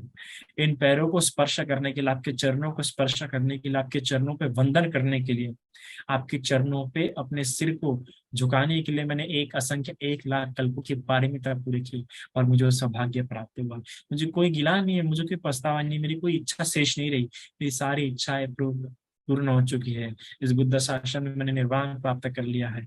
मैं आपका अग्र श्रावक होकर मुझे ये लाभ प्राप्त हुआ। भगवान अभी अनुमति दीजिए, अभी मेरे परिनिब्बान का समय आ चुका है भगवान। क्योंकि सारिपुत्र ने देख लिया रहता है पहले ही, जब आखिरी वर्षवास करने के बाद जब उन्होंने देखा कि मेरा महापरिनिर्वाण का समय पास आ गया, तब सारिपुत्र ने देखा कि मेरा भी समय आ गया। तो फिर प्रश्न आता है उनके मन में कि मैंने कहाँ पे परिनिब्बान लेना चाहिए। क्योंकि वो जानते हैं कि जो राहुल रहता है, राहुल भी परिनिब्बाण प्राप्त कर चुका था। देखिए, भगवान का पुत्र यानी सारिपुत्र के पहले ही क्या हो जाती है, राहुल की भी मृत्यु हो जाती है, परिनिब्बाण होता है। तो राहुल ने क्या होता है कि तावन के साथ देवलोक में परिनिब्बाण लिया था। इसके अलावा कौंडन ने क्या किया, छंदक छंदक नाम के जंगल में अ, परिनिब्बाण प्राप्त। तो मैंने कहाँ पे करना चाहिए, तो इनके मन में आता है कि मैंने परिनिब्बाण मेरे जो घर है, मैंने जिस घर में, मैंने जिस रूम में जन्म ग्रहण किया था, वहां पे मैंने परिनिब्बाण लेना चाहिए। क्यों? क्योंकि मेरी माता को अभी भी क्या है, बुद्ध से द्वेष है। क्योंकि वो, जबकि उसके घर में 7 7 अरहंत हुए। सोचिए उसके सातों के सातों बच्चे अरहंत हो चुके हैं, सातों के सातों बुद्ध शासन में दीक्षित दीक्षित हो चुके हैं। कौन? चाला, उपचाला, शिशु उपचाला, ये तीन बहनें, और बाकी तीन भाई, चुंद और उपतिस्स या उपगुप्त, ऐसा कुछ नाम रहता है, और एक भाई का ऐसा कुछ रहता है उसे, और एक रेवत, ऐसा, और एक एक सारी वजह से मिला के सातों के साथ अनंत हो चुके। तो इसी कारण उसको बहुत गुस्सा आता है सारिपुत्र की मारा को, मामा को, रूपसारी को, कि इस बुद्ध के कारण मेरे सभी के सभी बच्चे, कोई भी घर में रहा, सभी के सभी दीक्षित हो गया, किसी ने भी वंश आगे बढ़ाने का सोचा नहीं। तो इसलिए इतना कि उसके खुद के घर में सात अरहंत हुए, फिर भी बुद्ध से द्वेष करती है। और उसमें सामर्थ्य है कि स्वतापति फल या चार फलों में से किसी एक फल को प्राप्त कर सके, क्यों ना मैं अपनी माता के कर्ज, अपने ऋण उतारूं और अपना परिनिब्बान वहीं पे ग्रहण करूं, यह सोचते हुए वहां पे निषेध करते। तो आखिरी में भगवान बुद्ध को कहते हैं कि भगवान, अब मेरा समय आ चुका है, जैसा आप अभी मुझे अपनी अनुमति दीजिए परिनिब्बान की। तब भगवान ये नहीं कहते कि ठीक है, हाँ नहीं कहते। हाँ कहेंगे तो लोग क्या लगेगा, जो जिस श्रद्धा नहीं होगी बोलेंगे अरे भगवान तो मृत्यु के लिए प्रेरणा दे रहे हैं, है ना, पर निब्बान के लिए भी ना डरे। और फिर भगवान ऐसा भी नहीं कहते कि मत करो, मत लो पर निब्बान, क्योंकि अगर ऐसा है तो लोग फिर बोलते हैं अरे भगवान को आसक्ति है, इसका मतलब सारी पुत्र से तो है ना। तो भगवान ना हाँ कहते ना कहते, भगवान कहते कि कहा तुम पर निब्बान लेने वाले हो, ये पूछते हैं। तब बताता है कि मैं अपने नगर में जहाँ मेरा जन्म हुआ था वहां पे जन्म लेने वाला हूँ। ठीक है, कहते हैं अनुमति, अनुमति कहते हुए आखिरी बार अपने सभी शिष्यों से मिलते हैं, सभी को देखते हैं। आखिरी बार वो विहार को देख लेते हैं, और देखते देखते हुए निकलते समय आखिरी बार उस विहार को देखते हैं और कहते हैं कि मेरी आखिरी मुलाकात है, मैं आखिरी बार ये विहार देखता हूँ, मैं आखिरी बार बुद्ध के दर्शन कर रहा हूँ, उसके बाद तो नहीं हुआ। ऐसा देखते हुए अपने 500 शिष्यों के साथ अपने उस गांव में जाते हैं। गांव में प्रवेश करते हैं, बाहर, गांव के बाहर ही एक वृक्ष रहता है, वहां पर जाके बैठ जाते हैं। तो जो उनका भतीजा रहता है वो देख लेता है, उनका भतीजे का क्या नाम रहता है, अ, ऊपर ऊपर रेवता, ऊपर रेवता देख लेता है उनका नेप्यू। और वो चाचा तुरंत, अरे आप आ गए। तो कहते हैं, फिर वो पूछते हैं सारीपुत्र कि तुम्हारी नानी है क्या घर पे? वो कहते हैं हाँ हाँ है ना, दादी है घर पे, जाओ उनको बताओ कि सारीपुत्र आया है, वो उनकी रूम जो साफ है जहाँ पे उनका जन्म हुआ था वो साफ करे, पूरी व्यवस्था करे बैठने उठने की, और साथ में 500 शिष्यों की भी, 500 भिक्षुओं की भी व्यवस्था करे, वो वहां पे रुकेंगे, है ना, आज रात वो वहीं पे बिताएंगे। साथ जाता है रूपसारी के पास वो, और बताता है। तब वो कहता है अरे इतने साल मुझसे मिलने के लिए नहीं आया, अभी जब बूढ़ा हो गया, जब युवा था तब युवा अवस्था में रहा, जब बूढ़ा हो गया अब मुझसे मिलने के लिए आया, क्यों मुझसे मिलने के लिए आया? वो तब उससे पता नहीं रहता कि क्योंकि उससे इतना ही बातें बताया था सारी पुतन, तो उतना बता देता है, अभी आगे जो बोलने के लिए रहता नहीं है। फिर वो खुद होकर पूछते हैं और कोई साथ में है क्या? कहते हैं हाँ, और 500 भिक्षु भी है, तो उनकी व्यवस्था करो। वो कैसे कैसे बड़बड़ाते बड़बड़ाते कैसे ना कैसे व्यवस्था कर लेती है, पूरी साफ सफाई करती है, और फिर 500 भिक्षु सारी पुत्र के साथ वहां पे आते हैं। फिर भी उसका मन उतना रमता नहीं है, क्योंकि छोड़ के चला गया ना बच्चा, वो युवा अवस्था में भी बूढ़ा होने पर आया है, वो भी तबियत खराब हो गई इसकी आया है, तो भी कुछ बोलते नहीं है। तभी बाकी शिष्य को कहता है कि जाओ तुम लोग भी सब अपने अपने परिवारों से, या तुम्हारे जिससे मिलना होगा जाके मिल लो, क्योंकि वो सभी उसी नगरी से थे ना। तो वो सभी लोग चले जाते हैं। बस चुंदा क्या होता है, पास में रहता है, जो कि उनका छोटा भाई भी रहता है, चुंदन।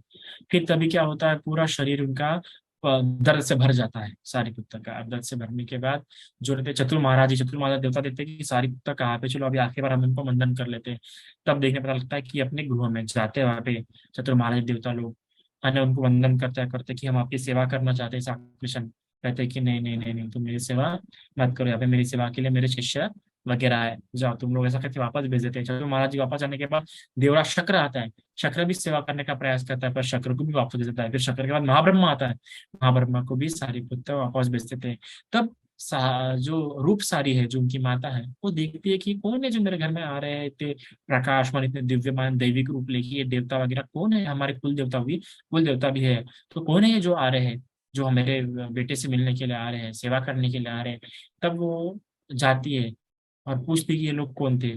तब सारीपुत्र बताता है कि जो पहले आए थे वो क्या थे, चतुर महाराजिक देवता लोग हैं, वो लोग मेरी सेवा के लिए आए थे, है ना, मेरी सेवा करते थे। तो क्या वो पूछती है अरे क्या चतुर महाराजिक देवता से भी तुम श्रेष्ठ हो, क्या तुम उनसे उनसे ज्यादा रिद्धिमान हो, तुम्हारा पद क्या उनसे भी ज्यादा है?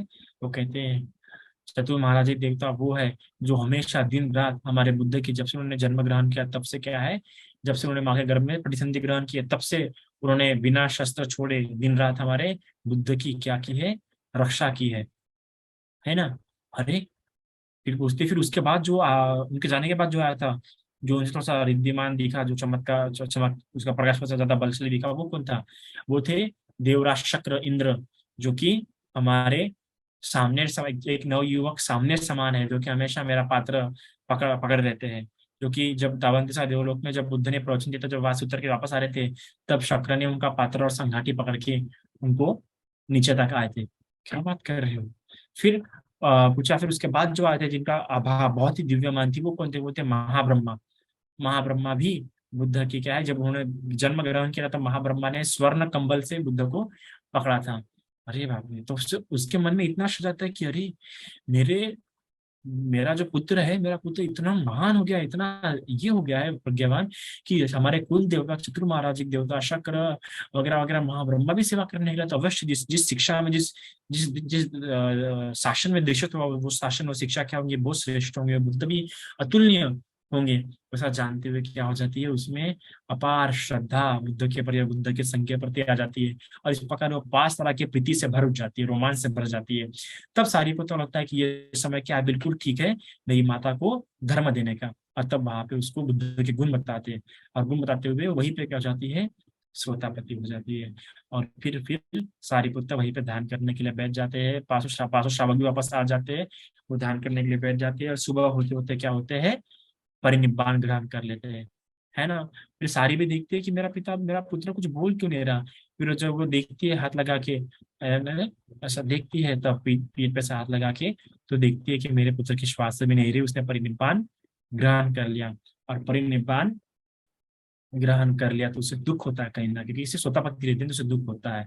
पर फिर भी क्यों नहीं, ऐसा कर उसके अंतिम संस्कार की पूरी व्यवस्था करती है, जाती है अपने अपने कोशरूम में जाती है, और वहां पे पूरा सोना निकालती है, जो भी उसे घर में सोना जेवर वगैरह रहते हैं, और सुनार को देती है और कहती है कि 500 तुम क्या बनाओ, इस प्रकार से ये बनाओ अपना, अच्छा ही वर्ड इस्तेमाल किया है उसके लिए।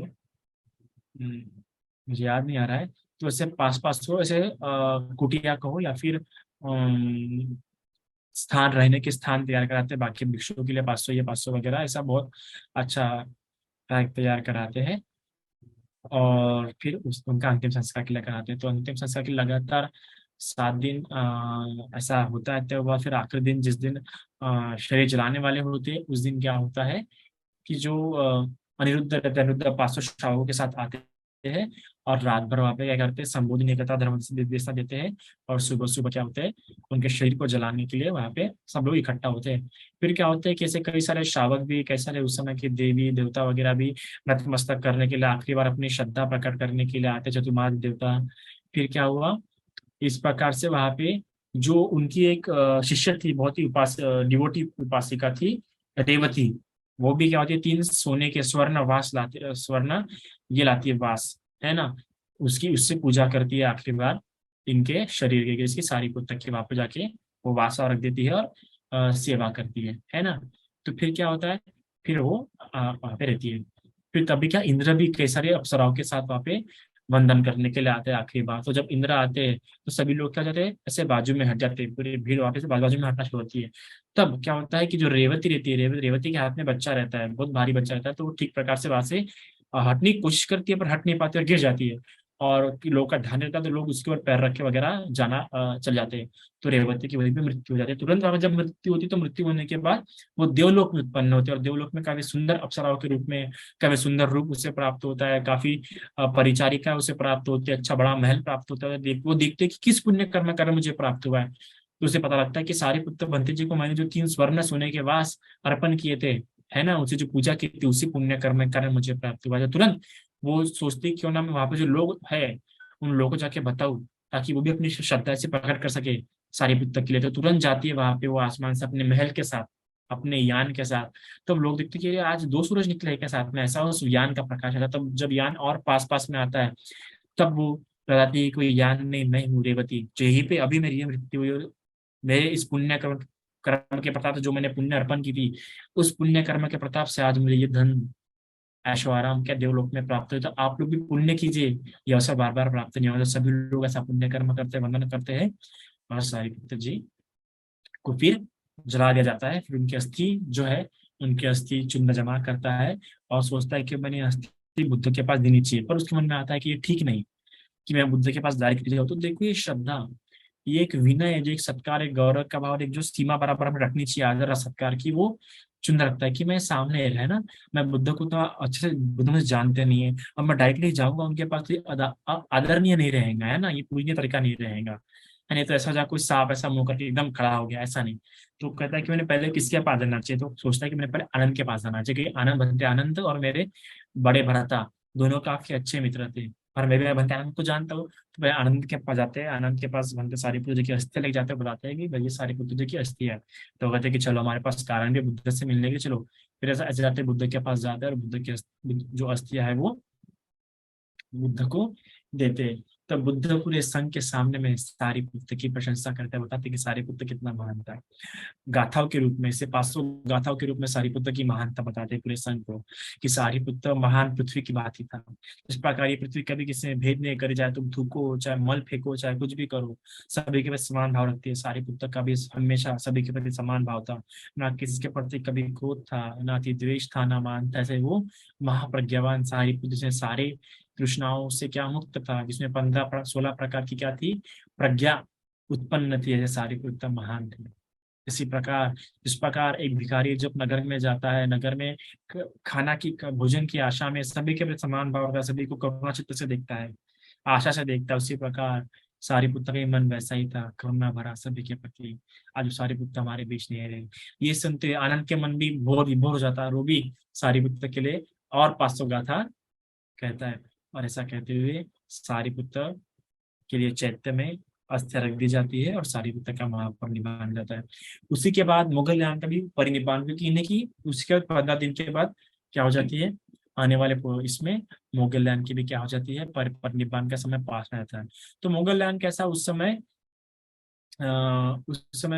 मुगल यान जो है, काल कालाशिला इस पहाड़ी पर वास कर, जो कि घृतकुट पर्वत के पास थी, जो कि भगवान बुद्ध के वास स्थान के वास्ती वहां पर थे, और सारे पुत्र कैसे रिद्धिमान थे।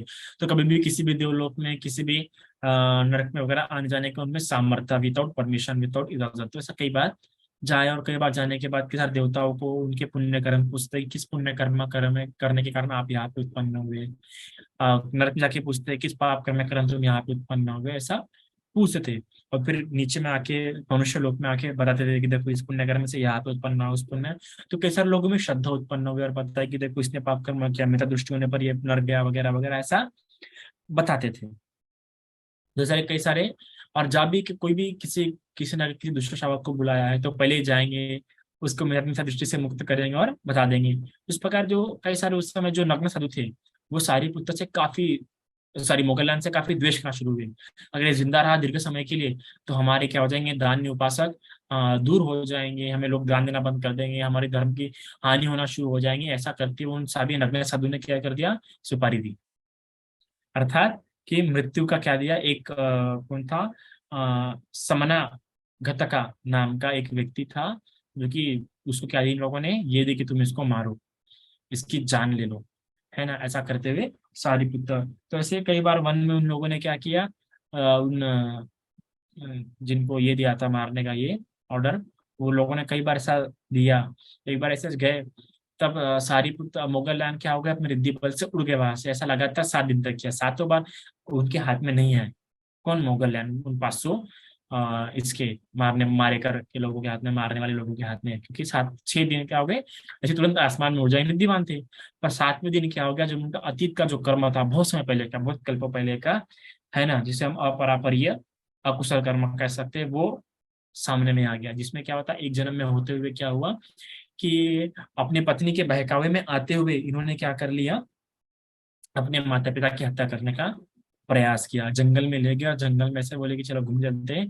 तब ऐसा, क्योंकि माता पिता अंधे थे, अंधे होने के नाते इसने क्या किया, अरे अरे वहां से क्या हो रहे, डकैत लोग आ रहे हैं, आ रहे हैं, है ना, दौड़ दौड़ के आ रहे हैं। तब माता पिता कहते हैं कि अरे जाओ जाओ जाओ, तुम चले जाओ, तुम्हारे साथ हम तो बूढ़े हो गए, अभी हमें उतना जीने का नहीं है, तुम जाओ, तुम चले जाओ, तो अपनी जान जाओ, तुम्हारे बाल बच्चे, तुम्हारे पत्नी, तुम जाओ, ऐसा करते हैं। और चुपचाप पीछे से आता और जम जम से अपने माता पिता को मारना शुरू करता है वो, लकड़ी वगैरह से। तब वो कहता है कि जाओ मेरे पुत्रा, तुम भागो यहाँ से, तुम भागो, ऐसा पूरा पूरा प्रयास करता है। तब वो देखता है कि अरे मेरे पुत्र क्या मेरे माता पिता तो इतना दर्द में भी सिर्फ मेरी मंगल कामना कर रहे हैं। तब वो छोड़ देता है और वो अपने माता पिता से माफी मांगता है कि मुझे माफ करना कि मैंने अपने पत्नी के बहकावे में आकर यह कृत्य किया, ऐसा माफी मांगते थे। देखो हम देख सकते हैं कि हत्या नहीं की, पर इसे मारने का प्रयास किया और मारा भी। तो उसी पाप कर्म के प्रताप से ये पाप कर्म अभी उभर के आया। और अभी उभरने के कारण उस समय जब गायब होने का, जब पासों मार करने पकड़ा, तब वो उड़ नहीं पाए। उनकी रिद्धि बल वहां पे काम ही नहीं किया उड़ने की। और वहीं पे क्या हो गया, उन पासों मारे कर उनको ठेस ठेस के क्या कर दिया, मार दिया। उनकी पूरी हड्डी जो है पीछे की बैकबोन, उसको पूरा तोड़ दिया, पूरा चकना चूर कर दिया। और ऐसा सोचे अभी मर गया, सा मरा हुआ सोचने के कारण मोगलैंड को जंगलों में फेंक दिया। फिर तो भी भगवान बुद्ध फिर मरे नहीं थे, क्योंकि वो होता है, वो लोग मरते नहीं जब तक उन्हीं आयु संस्कार लोग खुद होके छोड़े ना। कोई लोग कितना भी उनको मान ना दे, मरते जब तक वो अपना आयु संस्कार नहीं छोड़े। तो देखते हैं रिद्धि बल के सहारे से फिर से अपने आप को पूरा बना लेते हैं और उड़ते हुए जाते हैं भगवान के पास। सब भगवान को कहते हैं कि भगवान, मैंने इतने साल आपकी सेवा किया, मुझे बड़ा आनंद मिला, और अभी मैं परिनिब्बान ग्रहण करता हूँ। तब फिर भगवान मंगलयान को पूछता है कि कहाँ तुम ग्रहण करने वाले हो परिनिब्बान। तो कहते हैं कि मैं कालाशिला इस पहाड़ी पर अपना परिनिब्बाण ग्रहण करूंगा। तो ठीक है, अभी जानने के पहले चलो आखिरी बार अपने श्रावकों को उपदेश दे दो, है ना, मुझे भी इस उपदेश सुनने के लिए मिलेंगे। और इसी प्रकार सारीपुत्र को भी कहा था भगवान ने कि परिनिब्बाण के पहले आखिरी बार क्या कर लो तुम, उपदेश दे दो। तो दोनों ने ठीक समान जिस क्या किया, उपदेश दिया। ऐसा अपने आप को रिद्धि बल दिखा दिया कि वो भी अपनी अपनी जो ऊंचाई है, ऐसा जो नारियल का पेड़ रहता है उस उतनी इतनी लंबी की पहली बार, फिर दूसरी बार उससे डबल, तीसरी बार उससे डबल, चौथी बार से कितनी बार तो भी रिद्धि बल उन्होंने करके दिखा, साथ में उपदेश दिया। और उपदेश देने के बाद आखिरी में फिर वहां से गए काला कालाशिला नाम के पहाड़ी पर, और वहां पे जाके क्या किया, परिनिब्बाण किया। तब बुद्ध भी क्या थे वहां पे साथ में थे। देखो सारिपुत्र के वक्त नहीं थे, लेकिन मोगललान के वक्त थे, क्योंकि वो पास में था। मोगललान के वक्त भी क्या थे, वो वहां पे थे। और फिर मोगललान ने परिनिब्बाण ग्रहण किया। परिनिब्बाण ग्रहण करने के बाद उसके लिए अस्थियां चैत्य में भी अ, स्थापित कर दिए गए। तब भिक्षु में चर्चा चली कह रहे देखो सारिपुत्र के वक्त तो भगवान नहीं थे, पर मोगलयान के भगवान थे। तब मोगलयान ने कहा किसी जन्म में नहीं, ऐसे कई जन्मों में सारिपुत्र के कर्मों का, मोगलयान के कर्मों का मैं साक्ष्य बना हूँ, मोगलयान का गौरव हुआ है मेरे द्वारा। वैसे कई जन्मों में हुआ है। तो इस प्रकार सारिपुत्र और मोगलयान का ऐसा जीवन रहा अग्रसर हुए। सारिपुत्र और मोगलयान के बारे में भगवान बताते हुए भगवान ने बताया कि सारिपुत्र जिस प्रकार इस बुद्ध शासन में सारिपुत्र जननी माँ समान है, और मोगलयान पालने वाली दाई समान। क्यों? क्योंकि जितनी भी शामलों की दीक्षा होती थी वो सारी के सारी सारिपुत्र के पास से होती थी। और उन सारे शामलों की सारे शामलों का ध्यान रखता था मोगलयान। इसके राहुल वगैरह की शील वगैरह की दीक्षा सारी पुत्र के हाथ से हुई, और वो रहे किसके पास, भंते मोगलयान के पास। इसलिए सारिपुत्र को जननी माँ समान कहा है, और मोगलयान को पालने वाली दाई समान। इसके अलावा सारिपुत्र का प्रज्ञा के बारे में भगवान बुद्ध ने कहा है कि सारिपुत्र इतना प्रज्ञावान है कि कल्प भर अगर बारिश हो तो सारिपुत्र बताने में सक्षम है कि कौन सी बूंद कहाँ गिरी और कितने बूंदे गिरी। तो सोचिए सारिपुत्र की प्रज्ञा कितनी होगी। सरल सी बात है कि अगर उसको अपनी चित्त के क्षणों को जाने तो वो हर एक बूंद को देख देख सकता है। और इसके अलावा उसे अगर दिव्य स्रोत को बराबर जागरूक करें तो यहाँ से कितनी दूरी पे बराबर कैलकुलेशन के द्वारा बता सकते हैं कि कितने बूंदे गिरे। ये प्रज्ञा के आधार पर है, क्योंकि साइंस में भी बता सकते हैं हम। अगर समझ जाओ यहाँ से कोई, अगर आप आसमान में कोई फायर क्रैकर फटते हुए देखते हैं, तो आप, अगर आपका मैथमेटिक्स अच्छा है तो आप बता सकते हैं कि यहाँ से कितनी दूरी से वो फायर क्रैकर छुड़ा गया है ना। उसके लिए एक फॉर्मूला भी है कि आप समझ जाओ कि आप देखते हैं कि आसमान में जब कोई फटाका फूटता है तो पहले प्रकाश दिखता है, प्रकाश दिखने की कुछ देर बाद आवाज आती है। तो उसका डिस्टेंस बराबर जानते हुए, समय का कैलकुलेशन करते हुए बता सकते हैं कि ऐसे कितने दूरी पे वो छोड़ा गया है। तो उसी प्रकार सारिपुत्र की प्रज्ञा इतनी तीक्ष्ण थी कि सारिपुत्र बताने में सक्षम था कि कितनी बूंदे गिरी और कहाँ गिरी। इतनी सारिपुत्र की प्रज्ञा थी। और मोगलन की रिद्धि बल तो इतना था कि उसने देवराज शक्र का जो प्रस्थ है, इंद्रप्रस्थ, वो हिला दिया था अपने अंगूठे से। और विशाखा कुब्बारामी विहार में अपने अंगूठे से क्या कर दिया था उसने, हिला दिया था। इतनी शक्ति किसमें थी, मोगलैंड में थी। ऐसा मोगलैंड का बल था, और किसी भी देवलोक में बिना पूछे आके जा सकता था। तो ये सारी तो और मोगलैंड थी। और कई सारे प्रवचन भी इनके द्वारा दिए गए हैं, है ना। और यहाँ तक कि हम क्या देखते हैं कि क्या बीच बीच में जब भगवान बुद्ध की पीड़ होती थी इतना दुखचर्या करने के कारण, तो आधे में कभी कभार सारिपुत्र को बोलते थे, सारिपुत्र आगे का धर्मोपदेश, मतलब भगवान के वचनों को, आधा जो छोड़े हुए वचनों को पूरा करने के लिए सारिपुत्र को बोलते थे कि सारिपुत्र आगे का धर्मोपदेश तुम लो, मैं जाके धूप में अपनी पीठ को थोड़ा सा सेक दे, मतलब गर्माहट दे देता हूँ। तो देखो मतलब सारिपुत्र को पता रहता था कि इसके बाद भगवान बुद्ध क्या बोल सकते थे। कहता था कि सम्मा दिट्ठी सुत्त, कितने प्रकार के सम्मा दिट्ठी है, वो किसके द्वारा दिया हुआ उपदेश है, सारिपुत्र द्वारा मध्यम निकाय में प्राप्त होता है। तो इतने सारिपुत्र प्रज्ञावान थे। तो इस प्रकार सारिपुत्र और मुगलान प्रज्ञान और रिद्धिवान मान जाते हैं। तो संघ में भगवान बुद्ध के बाद अगर कोई प्रज्ञावान था तो वो कौन था, सारिपुत्र। क्योंकि सारिपुत्र अर्थज्ञ था, कालज्ञ था। उसको का समय का ज्ञान था, किस समय क्या देना चाहिए, अर्थ का ज्ञान था। और इसके अलावा परिसंविदा मग प्राप्त था। और 15 प्रकार की प्रज्ञा से क्या था वो, 16 प्रकार की प्रज्ञा से क्या था वो युक्त था। तो इस प्रकार सारिपुत्र और मुगलैन भी रिद्धिवान, तो रिद्धिवान पूरे संघ में कोई नहीं था। तो इस प्रकार हम सारिपुत्र और मुगलैन के बारे में जाना। आशा करते हैं कि ये पुण्य आप सभी के काम आए, आप इस धर्म दिशा से आपको प्रेरणा प्राप्त हुई और आप निब्बान में तरक्की करें। आज के लिए काफी है। साधु साधु साधु। साधु साधु साधु। आज 67 लोग ही जुड़े हैं। अच्छा से तुमने नहीं क्या, तुम ऐसा मैच डालना चाहिए था। 72 गए ना। बड़ा मैच किसी पढ़ाने होगा, सभी को लगाऊंगा 5 बजे सुबह। ठीक है जी। बहुत बहुत साधुकार बंधु जी। हम्म।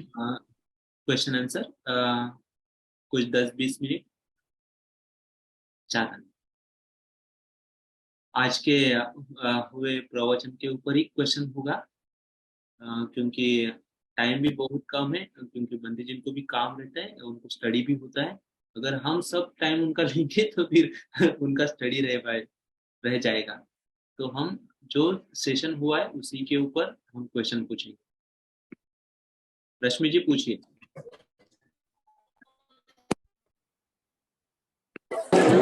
वंदामी बनती जी।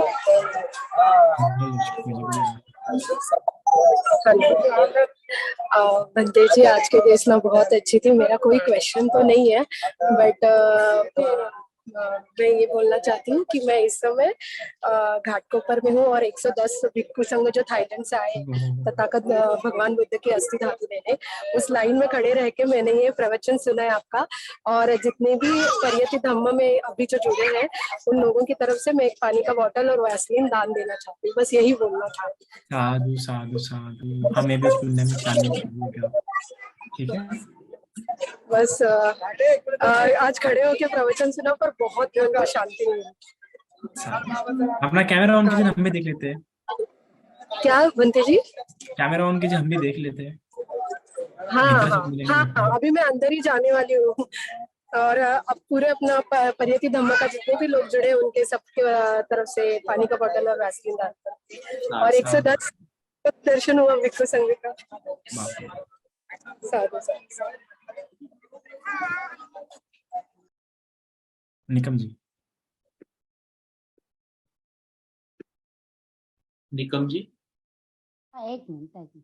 हाँ, वंदा भी बनते जी।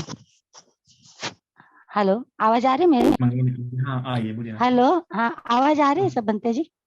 हाँ मंगल हाँ, बोलिए। मेरा सवाल ये था कि सारिपुत्त की जो मैंने ऐसा पढ़ा है कि सारिपुत्त को महापरिनिर्वाण से पहले, मतलब किस तरह से उनका महापरिनिर्वाण हुआ है, तो बहुत ज्यादा डिसेंट्री लगी थी उन्हें, ऐसा मैंने पढ़ा है। तो यह सही है क्या? और फिर ये किस कर्म के कारण ऐसा कुछ है क्या? जिस तरह महामोगलन की हत्या उनके पहले कर्म के कारण हुई, तो उसी तरह का कुछ संदर्भ सारिपुत्त के बारे में भी है क्या? नहीं, सारिपुत्र के बारे में मुझे तो ये पढ़ने के लिए नहीं आया है। है ना। हाँ हाँ। रिसेंटली बुद्ध को लगी थी ये पता है मुझे। सारिपुत्त को भी सारी उसी तरह बहुत ज्यादा हो रहा था, ऐसा मैंने पढ़ा है कहीं पे। हाँ हो रहा होगा, लेकिन भगवान ने बताया ना 4 कारण होते हैं। कुछ हाँ। कर्मों के कारण होता है, कुछ ऋतु के अच्छा। कारण होता है ना। हाँ। तो शायद से ऋतु के कारण होगा, है ना। कुछ चित्त के अच्छा। कारण होता है, मतलब अलग अलग बातें कारण होता है, कर्म, ऋतु, है ना, धर्म, ये 4 जो लॉज बताए गए हैं। तो शायद से ये उसके कारण होगा, कर्म के कारण नहीं होगा ये। और अच्छा। होगा तो अच्छा। सॉरी मुझे नहीं पता उसका। अच्छा, हाँ नहीं मैंने भी पढ़ा है, व्हाट्सएप ग्रुप पे ही पढ़ा है कि जो नहीं, व्हाट्सएप के मैसेज पे पता है, मैं ज्यादा देता नहीं ये। नहीं, अगर वो उसका रेफरेंस देना तो विपश्यना का ग्रुप है वो, विपश्यना आचार्य और साधकों का। उस रेफरेंस दे ग्रुप रहे थे पर उसके नीचे में रेफरेंस। जी नहीं, रेफरेंस तो नहीं पढ़ा मैंने, इंग्लिश में था तो वो। रेफरेंस नहीं दिया है, देखिए आप पढ़ने के आने के बाद रेफरेंस बहुत इंपॉर्टेंट होता है। जी जी। तो रेफरेंस नहीं दिया तो फिर मेरे उसके बारे में कुछ बोल नहीं सकता। पर मैंने जहाँ तक आया तो मेरे बारे मुझे वो पढ़ने में नहीं है। ओके ओके ओके, ठीक है। हाँ, और डिसेंट्री नहीं लग सकती है मेरे ख्याल से। हाँ, उनका शरीर बहुत दुखने लगा था, ये आया आया है, क्योंकि आखिरी में उनको भी पीड़ा हुई, ये आया है। हाँ पर वो ही हाँ रोग है पता नहीं। तो कुछ कुछ कैसा होता है, शरीर के बूढ़ा होने के कारण भी होते हैं, मतलब जो जरा धर्म होता है, हाँ हाँ हाँ। उसी कारण। नहीं तो इस तरह उनकी का एज वर्णन ज्यादा है। मैंने पढ़ा है भंते जी, कि एक पात्र भर जाता था, दूसरा वो डाल के आने से पहले दूसरा भी भर जाता था। मतलब इतनी ज्यादा प्रमाण में उन्हें डिसेंट्री लगी थी, ऐसा मैंने पढ़ा है। बाकी कुछ पता नहीं आप मुझे उसमें भेजिए सही है। मैसेज अगर आपके पास होना तो। नहीं, बहुत दिनों पहले पढ़ा है मैंने, अभी तो नहीं। नहीं, मैं भी बहुत अगर दिनों मुझे पहले। पढ़ने में आया तो मैं उसके बारे में जरूर देखूंगा। और मुझे ये पता ओके पता लगा मैं बताऊंगा, ठीक है। Okay okay, thank you thank you thank you. आदरणीय बंदे जी, अप्पू जी का क्वेश्चन है कि बंदे जी, अरहंत फेयरलेस होते हैं क्या? क्या? फेयरलेस, हाँ फियरलेस। फेयरलेस होते हैं क्या अरहंत बंदे जी?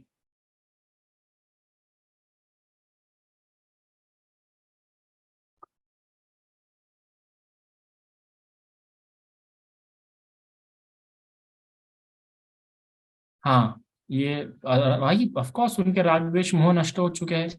तो ऑफ कोर्स वो फियरलेस रहते हैं, उनका कोई भय रहता नहीं, शरीर का भय ही नहीं ना। ऐसा कहा जाता है कि जब बिजली कड़कती है तो इससे सिर्फ 2 लोग नहीं डरते हैं, एक तो सिंह और दूसरा अरहंत। वरना बिजली कड़कड़ाहट सभी के मन में भय उत्पन्न होता है, तो इसलिए कि अरहंत के मन में भय नहीं होता। अरे कमाल किशोर जी। अब पहले सालवे जी आपका सवाल, ओमनी जी आपका सवाल दे दीजिए। हाँ ओमनी जी, आप। या वंदामी पंते जी। हाँ, मंगल एक्चुअली जी। देखिए, मेरे जो सवाल है, it is not because of disbelief, it's just curiosity. मैं आपको पहले बताना चाहूंगी। इट्स ओके, देखो एंड प्रश्न मैं उत्पन्न अपना आवश्यक है, क्वेश्चन प्रश्न क्या उत्पन्न कह रहे होना हैं? आवश्यक है, कुछ चलता है फिर। Okay okay, thank you Sante ji. Actually मेरा सवाल ये है कि आपने जो अभी हमने तीन तीन लोगों की मृत्यु की बात की, और वो भी मतलब बहुत आगे थे धर्म में, तो उन सभी को इतनी पीड़ा क्यों हुई, like at the time of the death?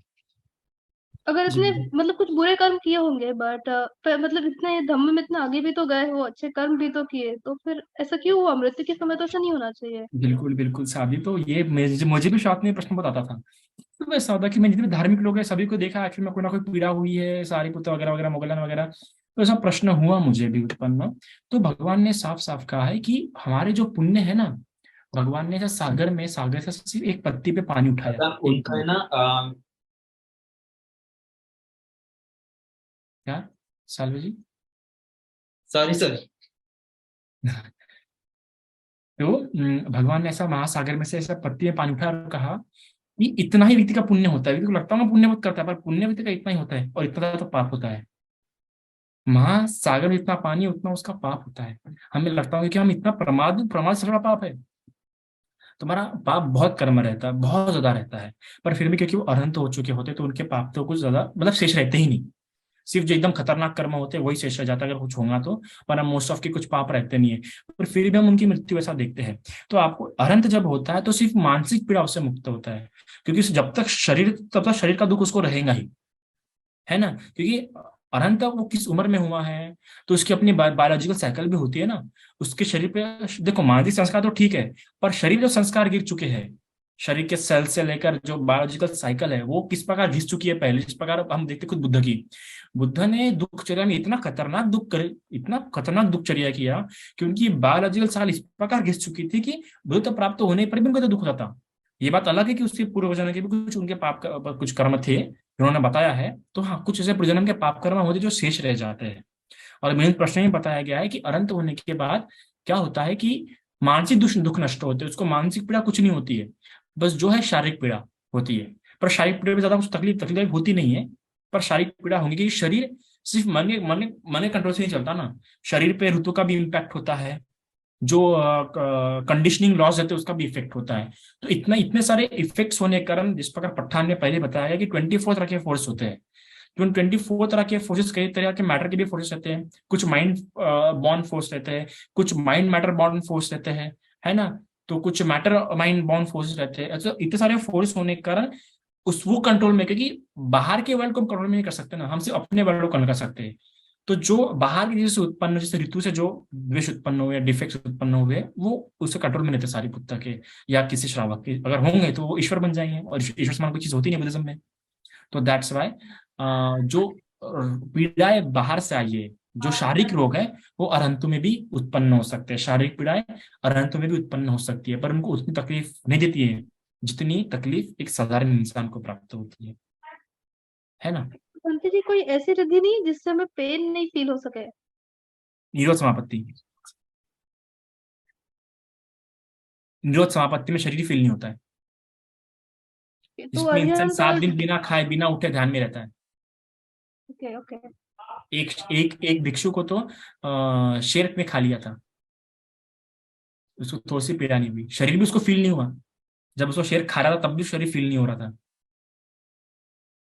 तो भगवान बुद्ध है और सारिपुत्र भगवान, उनको भी वो निरोध समापत्ति को प्राप्त थी क्या?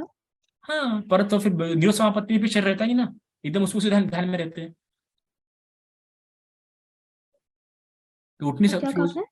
जब निरोध समापत्ति होता है तो एक जगह बैठ के ध्यान होता है निरोध समापत्ति। ओके ओके, तो हाँ, वो हाँ, ध्यान की स्टेट है वो। हाँ, वो उसमें उठता नहीं इंसान, वो सिर्फ बैठे हुए रहता है। वो बिना लगातार 7 दिन तक रह सकता है उस ध्यान में, और भी उठता ही नहीं, वो खाने के लिए भी नहीं उठता, उसकी खाने के लिए भी आंख नहीं खुलती, बिना खाए पी लगातार 7 दिन तक रहता है वो उस ध्यान में। Okay okay, thank you Bunty ji. Modern समय में भी जो बंदे बंदे सुजुकी वगैरह जो थे मॉडर्न समय के, वो लोग भी इस ध्यान में रहते थे ना। ओके, हम्म। ठीक है बंटी जी, थैंक यू। हाँ किशोर जी बोलिए, बहुत दिनों बाद आपसे। वंदामी बनते जी। और इतना इम्पोर्टेंट टॉपिक था और इतना सारा इसमें वास्ट नॉलेज था, और आप कैसे सेलेक्ट करते हैं जो बोलना है, वो चीज जो सेलेक्ट करते हैं इतना इंटरेस्टिंग होता है कि क्या बोले। इतना बृहद साहित्य में इतने चीजों को, मैंने खास चीजों को सिलेक्ट करने का आपका जो ये है ना, मैंने प्रोफाउंड नॉलेज और ये एक्सपर्टाइज्ड है, मैंने क्या बोले, अद्भुत अद्भुत अद्भुत। क्योंकि कई सारे कहानियां भी छोड़ दी सारी पुत्र मुगल लैंड, क्योंकि समय बहुत ज्यादा हो जाता है इसलिए। बिल्कुल। तो लेकिन आप जो सेलेक्ट करते हैं वो इतना इंटरेस्टिंग होता है, उतने शॉर्ट में भी कितनी चीजें समझ में आती हैं, और बहुत इंटरेस्टिंग होता है, और एकदम लिंक्ड रहता है। तो वो बहुत बड़ा ये कला है, ये बहुत क्या बोले, अद्भुत है। और एक प्रश्न मेरा ये है कि महामुगलायन जी को जब चोरों ने मारा तो उनका जो हड्डियां ये चूर चूर हो गई, तो फिर क्या उन्होंने सारे शरीर को एकत्र कर लिया, फिजिकल बॉडी को, फिर भगवान से मिलने गए, या सूक्ष्म रूप से गए? देखो उनका टुकड़े नहीं किए थे, है टुकड़े नहीं किए थे शरीर के, सिर्फ जो हड्डियां टूट गई थी, है ना। तो उन्होंने रिद्धि बल के सहारे अपने आप को उठाया उन्होंने। हम शायद से ऐसा नहीं कह सकते कि जोड़ा, ये पता नहीं उसका वर्णन आता तो नहीं है कि उन्होंने अपनी हड्डी को जोड़ा वगैरह नहीं, पर याद है कि रिद्धि बल के सहारे, तो रिद्धि बल के सहारे उन्होंने अपने आप को इकट्ठा किया, अपने आप को स्ट्रॉन्ग किया। जो 4 प्रकार रिद्धि बल जो होते हैं, है ना, उसके सहारे से वो उस पेन को शायद से उन्होंने फील नहीं किया होगा, और उसके द्वारा उन्होंने अपने आप को इकट्ठा किए होंगे। सूक्ष्म रूप में नहीं गए, सशरीर गए, सशरीर गए। और सशरीर के साथ उन्होंने पहले रिद्धि बल जब किया, भगवान से अनुमति मांगी, तो भगवान ने कहा भी कि तुम प्रवचन दो पहले, आखिरी, फिर आखिरी प्रवचन उन्होंने रिद्धि बल कर करके अपना शरीर को एकदम जैसा नारियल का पेड़ ना, उससे बड़ा, फिर उससे बड़ा बड़ा बड़ा, ऐसा कितने बार तो रिद्धि बल दिखा उन्होंने करके, शरीर को बड़ा किया, छोटा किया, फिर नर्क गए वगैरह वगैरह, ऐसा पूरा दिखा के उन्होंने कराया। तो हाँ, शरीर के साथ भी अभी। अच्छा, उन्होंने जो परिनिब्बाण ग्रहण किया वो कालाशिला पर्वत पे किया, राजगृह में। हाँ वो इसगिली पर्वत के पास में है क्या? हाँ, क्योंकि इसीलिए। कल हम राजगृह में थे और गिजकुट पर्वत गए थे और इसगिली पर्वत भी गए थे। तो हाँ। मैं बहुत श्रद्धा था तो हम इसगिली पर्वत जा पाए, 525 घूम। और कल जो था अरहंत प्राप्ति का दिवस था उनका, महामुगलायन जी का। तो हमको कालाशिला पर्वत पता नहीं था, तो वहां भी शायद साइड में ही होगा कहीं बगल में। वहां पे तो शायद वहां से भी हम रखा है जाएंगे। बोलते, अशोक सम्राट द्वारा खोद के कुछ भी रखा है वहां पे अवशेष। अच्छा, गिजकुट के पास में तो है इसगिली, और इसगिली के पास में शायद कालाशिला पर्वत है। हाँ, इसे गिल्ली के तो पास में से, इसे गिल्ली पर्वत के। इसगिली के पास में ही है। अच्छा, तो वहां पे उन्होंने ग्रहण किया था। अभी आप कहाँ पे अच्छा, हैं? अभी तो हम पाटलिपुत्र में हैं, पटना में। साथ- धन्यवाद बनते जी। साधु सा- साधु साधु। हाँ साल ओमनी जी बोलिए।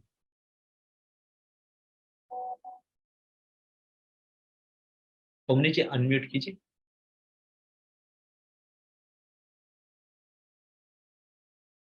अनम्यूट कीजिए प्लीज। अभी आवाज आ रही है मेरी? हाँ हाँ, आ रही है। जी बंटी जी, हमने कल उपोषित क्यों किया था? कल क्या था? क्या? मतलब मैंने कर तो लिया, but I did not know कि कल उपोषित किया क्यों हमने। कल? कल उपोषित था, राइट? हाँ हाँ, कल अष्टमी थी ना। तो हम कब कब करते हैं वो? अष्टमी की अमावस्या थी कल। साहिबा जी, कल अमावस्या थी कि अष्टमी थी? अष्टमी थी। अष्टमी थी। हाँ। तो उपासकों के लिए 4 दिन होते हैं उपोषण के, अष्टमी और अमावस्या और पूर्णिमा। तो एक महीने में 2 अष्टमी आती है, एक अमावस्या और एक पूर्णिमा आती है, क्योंकि इस दिन में इसका मैंने उपदेश दिया है ना मेरे ख्याल से। आप वाला प्रश्न सुना है कि आपने, उपोषद कम्मा, ओमनी जी? नहीं नहीं नहीं, नहीं सुना मैंने, उसमें नहीं ये सुना। पूरा क्लियर किया है क्यों इसी दिन करते हैं। तो आप वो सुनिए एक बार। इस दिन चतुर महाराज जी देवता वगैरह निकलते हैं ना बाहर, उनके पास वो होता है, इसलिए हम लोग इस दिन करते हैं मेनली, अष्टमी अमावस्या और पूर्णिमा। ठीक है Bunty ji, thank you. Doctor Upendra जी बोलिए, कैसे हैं आप? अनम्यूट कीजिए। वंदामी बनते जी। कैसे जो उपेंद्र जी? हेलो। हाँ, मैं ठीक हूँ बनते जी, आप से हैं? अच्छा।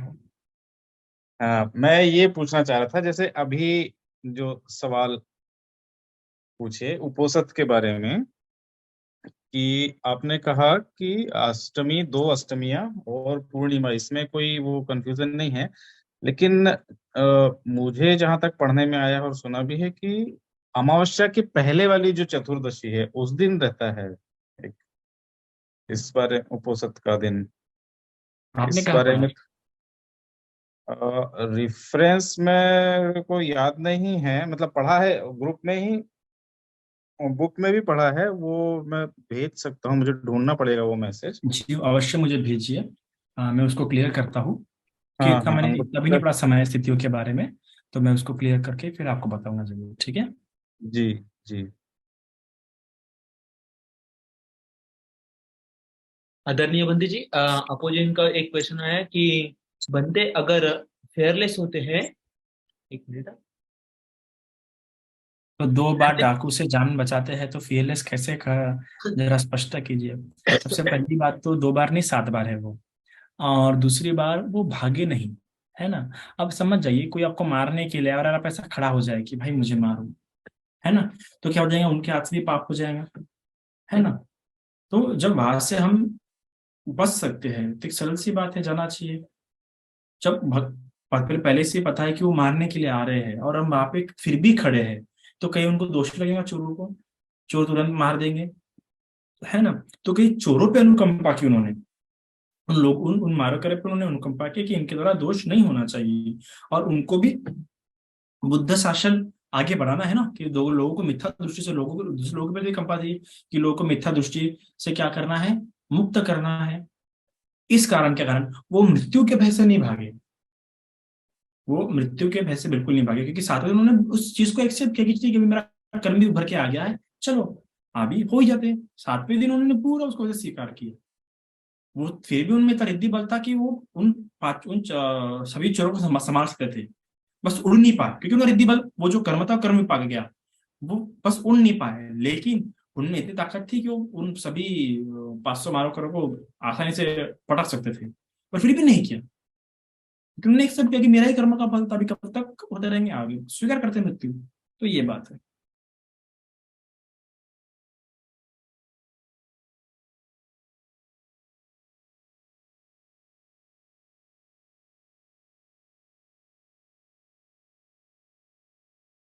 वापिस पूछते हैं कि बंते जी, फाइनली चोरों ने मारा ना बनते बनते तो फिर उन्हें अनुकंपा नहीं की क्यों? क्योंकि उस समय कर्म विपाक आ गया था, उस समय कोई दूसरा, जब तक चांस था एक एक दिन, जैसे जब तक पॉसिबिलिटी तब तक उन्होंने प्रयास किया, जब पॉसिबिलिटी नहीं थी फिर क्या करें। भगवान ने भी 3 बार प्रयास किया ना शाक्यों को बचाने से, क्या बोलते हैं, अपने शाक्यों का कत्लेआम करने के जब विठड्डू आए थे, तो 3 बार बचाने का प्रयास किया, पर तीनों बार आखिर में उसने अपनी हट नहीं छोड़ी। चौथी बार बोला अभी शाक्यों का हम नहीं नहीं बता सकते। उसी प्रकार सारे पुत्र मोगललाल ने भी प्रयास किया कि चलो भाई 6 दिन क्या अर्थ है, जागेगा उस श्रद्धा, पर आखिर में नहीं, क्योंकि ये अनइनवाइटेबल था, वो होना था, इनके भी कर्म थे उनके भी थे, आखिर में उसको स्वीकार करना ही पड़ा। तो प्रयास, बुद्ध की धर्म क्या कहता है कि हमेशा नसीब के सहारे हम नहीं बैठ सकते, नहीं कि नसीब में लिखा है तो करो, हमारे खुद के प्रति कुछ प्रयास होने चाहिए। तो पहले उन्होंने खुद के प्रयास किए, नहीं हुआ तो नहीं हुआ। उस समय सबसे इंपॉर्टेंट है कि उनकी चेतना क्या थी, है ना। बाहरी रूप से देखने समय कोई भी खुद दिखता है कि तो ऐसा है वो वैसा है, पर इंटरनली क्या थे।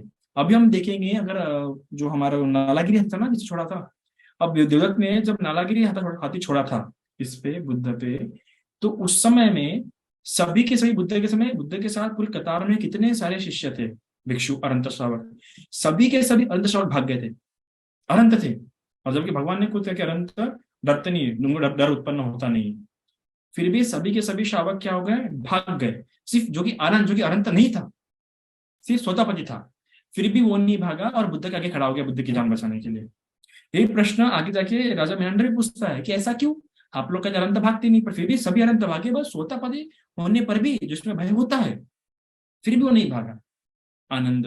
तब वो बोलते हैं महाराज बात ऐसी नहीं है, वो शास्त्र जो 500 बाकी जो 500 थे अनंत, वो डर के मारे नहीं भागे, वो इसलिए वहां पे नहीं रुके, अगर वो वहां पे रुकते तो आनंद को अपनी श्रद्धा बुद्ध के प्रति दिखाने का अवसर प्राप्त नहीं होता, और अगर बुद्ध के प्रति श्रद्धा नहीं दिखती तो बाकी लोग में भी श्रद्धा जागती नहीं।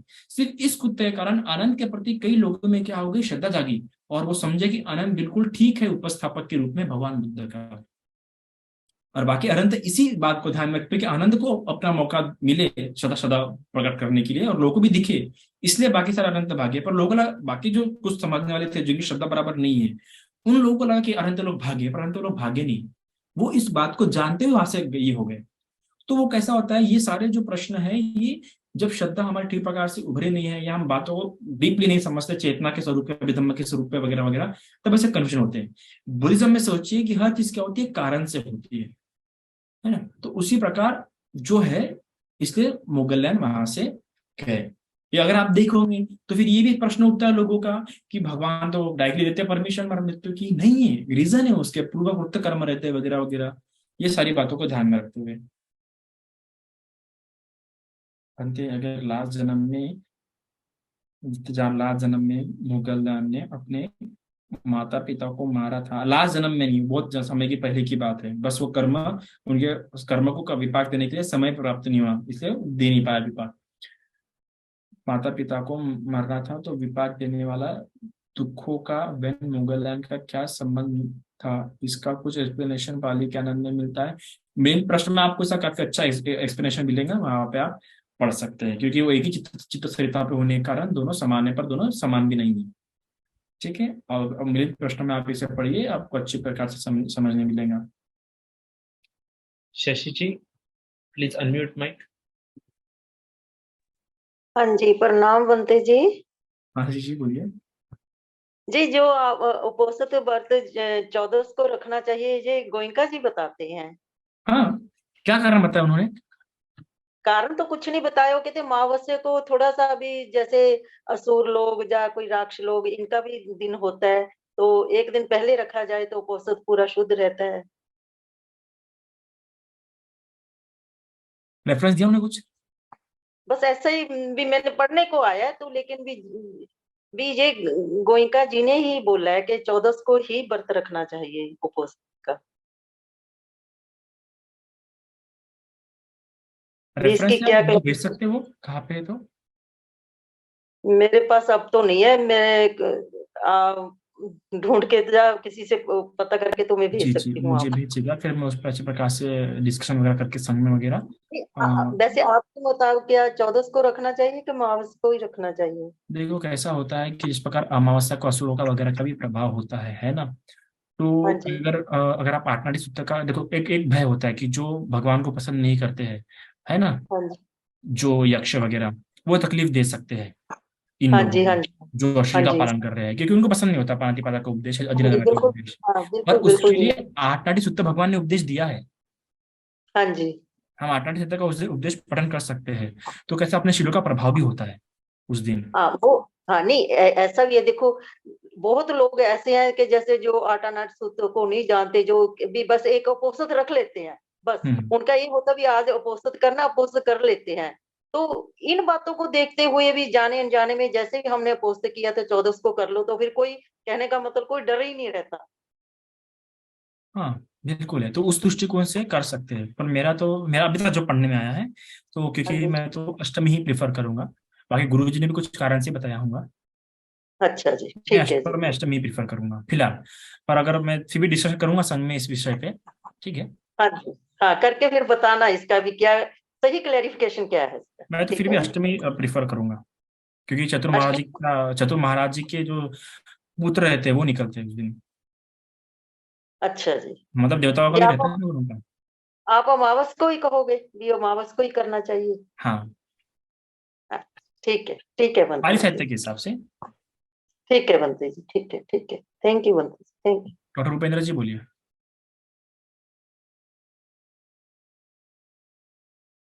डॉक्टर उपेंद्र जी अनम्यूट कीजिए।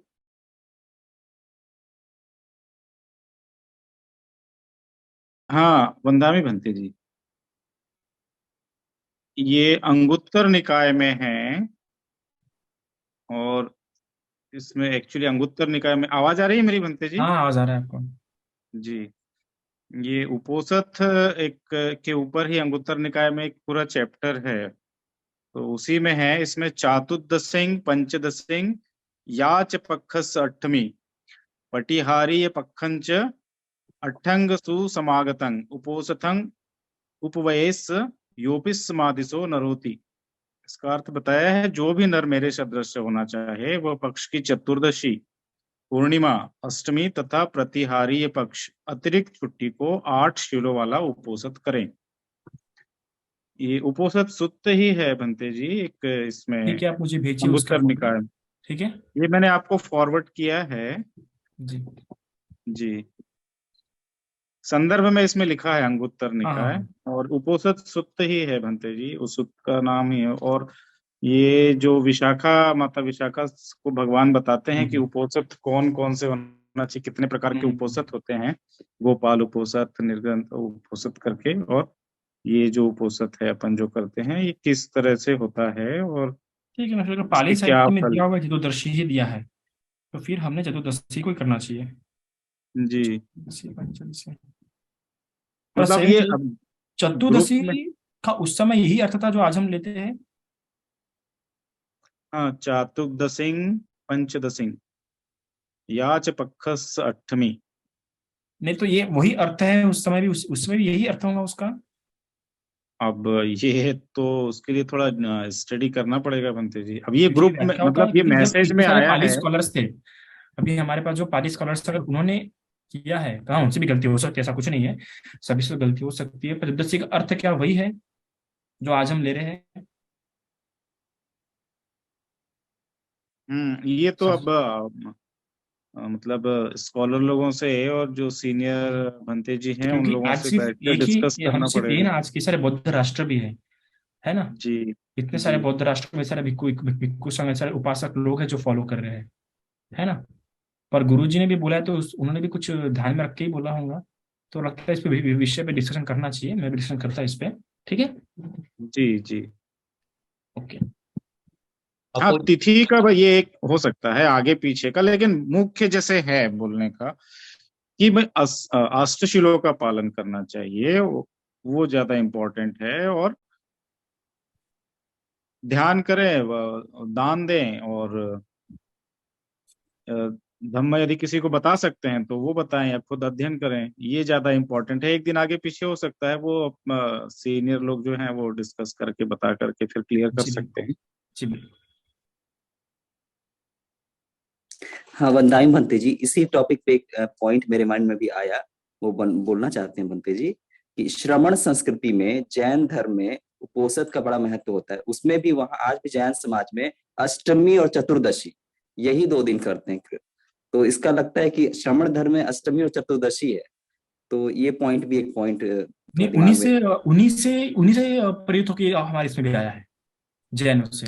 हाँ दरअसल तो बिंबिसार ने बोला था कि उनकी इसमें होता है ना उपदेश वगैरह, ऐसा होता है, हमारे इसमें भी होना चाहिए था। हाँ तो तो वहां भगवान पे जी भी की अनुमति है।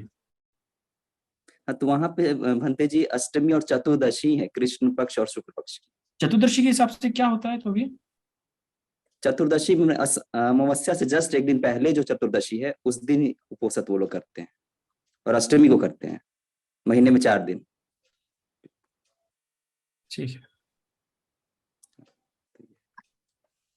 धन्यवाद। बात करते हैं हम इस पे। बंदी जी, अपोजी का क्वेश्चन है कि बंदे उपोषद ए सिल्वर परामर्श में आता है क्या? हाँ नहीं, उपोषण तो नहीं, जब शील टूटता है और शील टूट के बार बार शील ग्रहण करना पड़ता है, वो आता है शील परामर्श में। तो अगर उपोषण का शील टूटता नहीं होगा तो नहीं। पर हाँ, एक तरीके से उपोषण का शील भी आता है शील परामर्श में, क्योंकि बार बार शील लेना पड़ता है ना। साधु साधु साधु। पद्मा पूरी तरीके से नहीं आता है, ये टूटते हैं तभी। हाँ, पद्माजीन का क्वेश्चन है, बंते जी, शरीर में कुछ वेदना है तो कौन से ध्यान से ठीक होता है? वो डिपेंड करता है कि वो वेदना किस कारण से उत्पन्न हुई है। कर्मज होंगी, चित्तज, अगर चित्तज होंगी तो ठीक है, पर कर्मज होंगी तो फिर तो कठिन है उसका आराम मिलना। वो तो फिर पीड़ा देके जाएंगी, है ना। ऋतु ऋतु जो होंगी तो जिस ऋतु के कारण हुए उसको देखते हुए करना पड़ेगा। पर वही विपश्यना ही ठीक रहेगा सबसे बेस्ट, तो कि अनित्य दुख अनात्म है, मतलब कैसे आप मन में वितर्क उत्पन्न ना करते उस वेदना को लेके। जैसे कि देखते देखते भी वो आपका कम हो जाता है। अकुशल कर्म का फल अमावस्या को आता है, इसलिए एक दिन पहले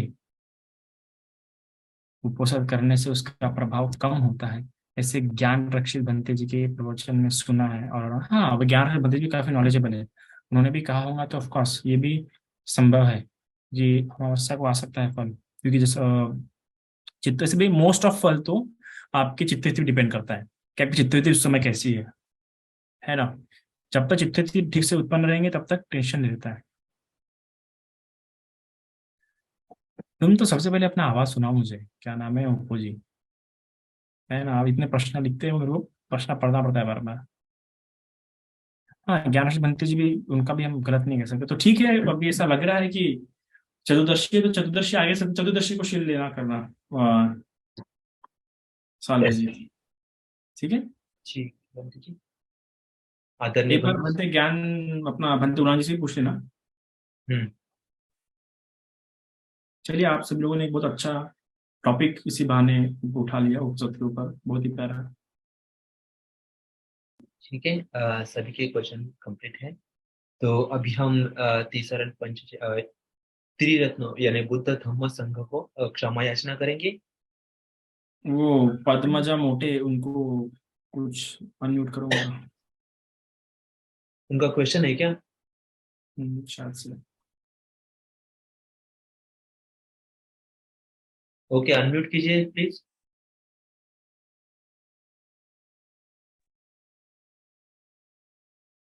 हाँ बोलिए। वंदा भी बनते।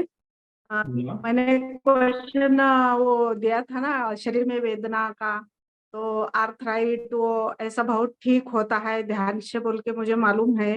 मैं मेडिटेशन भी करती हूँ, पर मेडिसिन भी बहुत लेना पड़ रहा है, इसलिए मैंने वो क्वेश्चन डाला था। नहीं, वो देखो क्या पाव पाव का है क्या आपका? जी, क्या कौन से मतलब क्या क्या प्रॉब्लम है? आर्थराइट पॉजिटिव बोले तो वात का प्रॉब्लम है ना, तो वेदनाएं होती है ना हड्डियों में से। जी। बात तो का तो मेरा पूछिए उपोषण ना। तो मैं अभी नहीं करती, उपोषण मेडिटेशन करती हूँ फिर आपको बहुत साल खतरनाक से पीड़ाएं रेगुलर। होंगी। क्या जी उम्र है आपकी अभी? जी, मैं 49 बात की जो 50 चल रहा पीड़ा है। है हाँ वो तो एक तो बहुत पुरानी साइकिल होती है वो, है ना, बायोलॉजिकल जी, साइकिल भी बहुत पुरानी होती है वो। और अगर हाँ कर्मा होना तो आप सोचिए फिर तो बड़ा कठिन काम है। वही तो, मैं तो ये जन्म में तो बहुत अच्छे कर्मा करती हूँ, मगर कब का चल रहा है मेरा पता नहीं, वो भी समझ में नहीं आ रहा है। वो भी देखना चाह रही मैं कि कर्मा तो क्या था मेरा, इतना इतना प्रॉब्लम है तो उससे भी मैं बाहर निकलना चाहती हूँ, जानना भी चाहती हूँ, इसलिए हमें ध्यान भी देखने बहुत करती हूँ। देखिए हमेशा कई कई बार होता है कारण देख के, हमेशा जरूरी नहीं कि आप कारण देख के या क्या किस कारण से हुआ है, वर्तमान सत्य को जी स्वीकार कीजिए। वैसे अनिरुद्ध की मेरे ख्याल से बहन थी या कोई तो भी रिलेटिव्स थी, उसको भी बहुत ऐसा कुछ तो भी रोग हो गया था, शारीरिक रोग या कुछ रोग कुछ तो भी हुआ था, है ना। हाँ जी। तब उसको बंद अनिरुद्ध ने बोला था कि देख भाई तेरा जीवन एक ही है, ऐसा अच्छा तो ऐसा कर, बुद्ध के लिए कुछ विहार वगैरह बना, है ना, विहार बना के हाँ उनको जी भोजन दे और जी। भोजन दे के उस पुण्य से सत्य क्रिया कर, है ना। तो आप ऐसा कुछ हम्म। दान करके, ऐसा कुछ अच्छा पुण्य करके, अच्छा या फिर ऐसा कुछ करके उस पुण्य से सत्य क्रिया जी करके देखिए हाँ कि उस जी पुण्य कर्म के प्रताप से मेरा यह रोग, ये जो मेरी पीड़ा है, यह नष्ट हो जाए, ये दूर हो जाए, ये कम हो जाए, हाँ जी। है ना। Thank you. साधु साधु बनते जी, पुण्यानुमोदन बहुत बहुत बनते जी। साथ साथ ठीक है आदरणीय बंदी जी, फिर ये हम देखिए श्रीलंगना से, आप श्रीलंगना जी से बात कीजिए, उनका बोल रहे हैं कि उनका बात ठीक हो गया जी कहाँ से कैसे? विपश्यना से, हाँ, विपश्यना से। पसीना से ठीक हुआ तो उनका मुझे कांटेक्ट या व्हाट्सएप नंबर मिला तो बहुत अच्छा हो जाएगा। श्रीलंगना मैं जी भी। अपना व्हाट्सएप नंबर डाल दीजिए और शेयर कीजिए अपना अनुभव उनके साथ। पर मेरे ख्याल से अगर आपको उनसे भी ठीक नहीं हुआ पद्मा मोटे जी, तो हाँ आप समझ जाइए आपका कोई कर्म का विपाक होगा। उसको आप पुण्य कर्म कीजिए, पुण्य कर्म करते हुए अच्छी प्रकार से अच्छा पुण्य कर्म कीजिए, अच्छा जी प्रभावशाली, जी। कि जानिए हम्म। कि मुझे जो पीड़ा है कितनी पुरानी पीड़ा है, और उस पीड़ा के हिसाब से मैंने किस प्रकार का पुण्य करना चाहिए। क्योंकि हर अग्रह श्रावक देखो आप, अगर कोई पद की कामना करता था तो उस प्रकार का पुण्य भी करता था। ठीक है। हाँ हाँ। ओके हाँ। जी जी। ये श्रीलंकना जी अपना नंबर डाल दीजिए, आप उनको, या पद्मा जी आप डाल दीजिए नंबर, वो कांटेक्ट करेंगे आपको। बंदी जी हाँ जी। जो सत्यकार्य नंबर परामर्श नंबर। में से बाहर आते हैं तो श्रोतापन्न होते हैं क्या? हाँ मैं स्वभाव मेरा श्रोतापत्ति पे प्रवचन रखा है, वो सुनिए। चलिए फिर। ठीक है। जी उनका नंबर बताते वो तो अच्छा हाँ रहेगा। श्रीलंकना जी डाल दिया चैट बॉक्स में, आपसे लिए आप लीजिए नंबर 79741316। लीजिए। सभी श्रद्धावान उपासक उपासिका हाथ जोड़े। प्रथमतः हम बुद्ध धम्म और संघ क्षमा याचना करेंगे। कायेन वाचा चित्तेन प्रमादेन मया कतं अच्चयं खमामि भन्ते भूरि पय्या तथागत। कायेन वाचा चित्तेन प्रमादेन मया कतं अच्चयं खमामि धम्म सन्दिठिक अकालिक। कायेन वाचा चित्तेन प्रमादेन मया कतं अच्चयं खमामि संघ पुण्यं खेतं अनुत्तर। साधु साधु साधु। पुण्यानुमोदन याचना।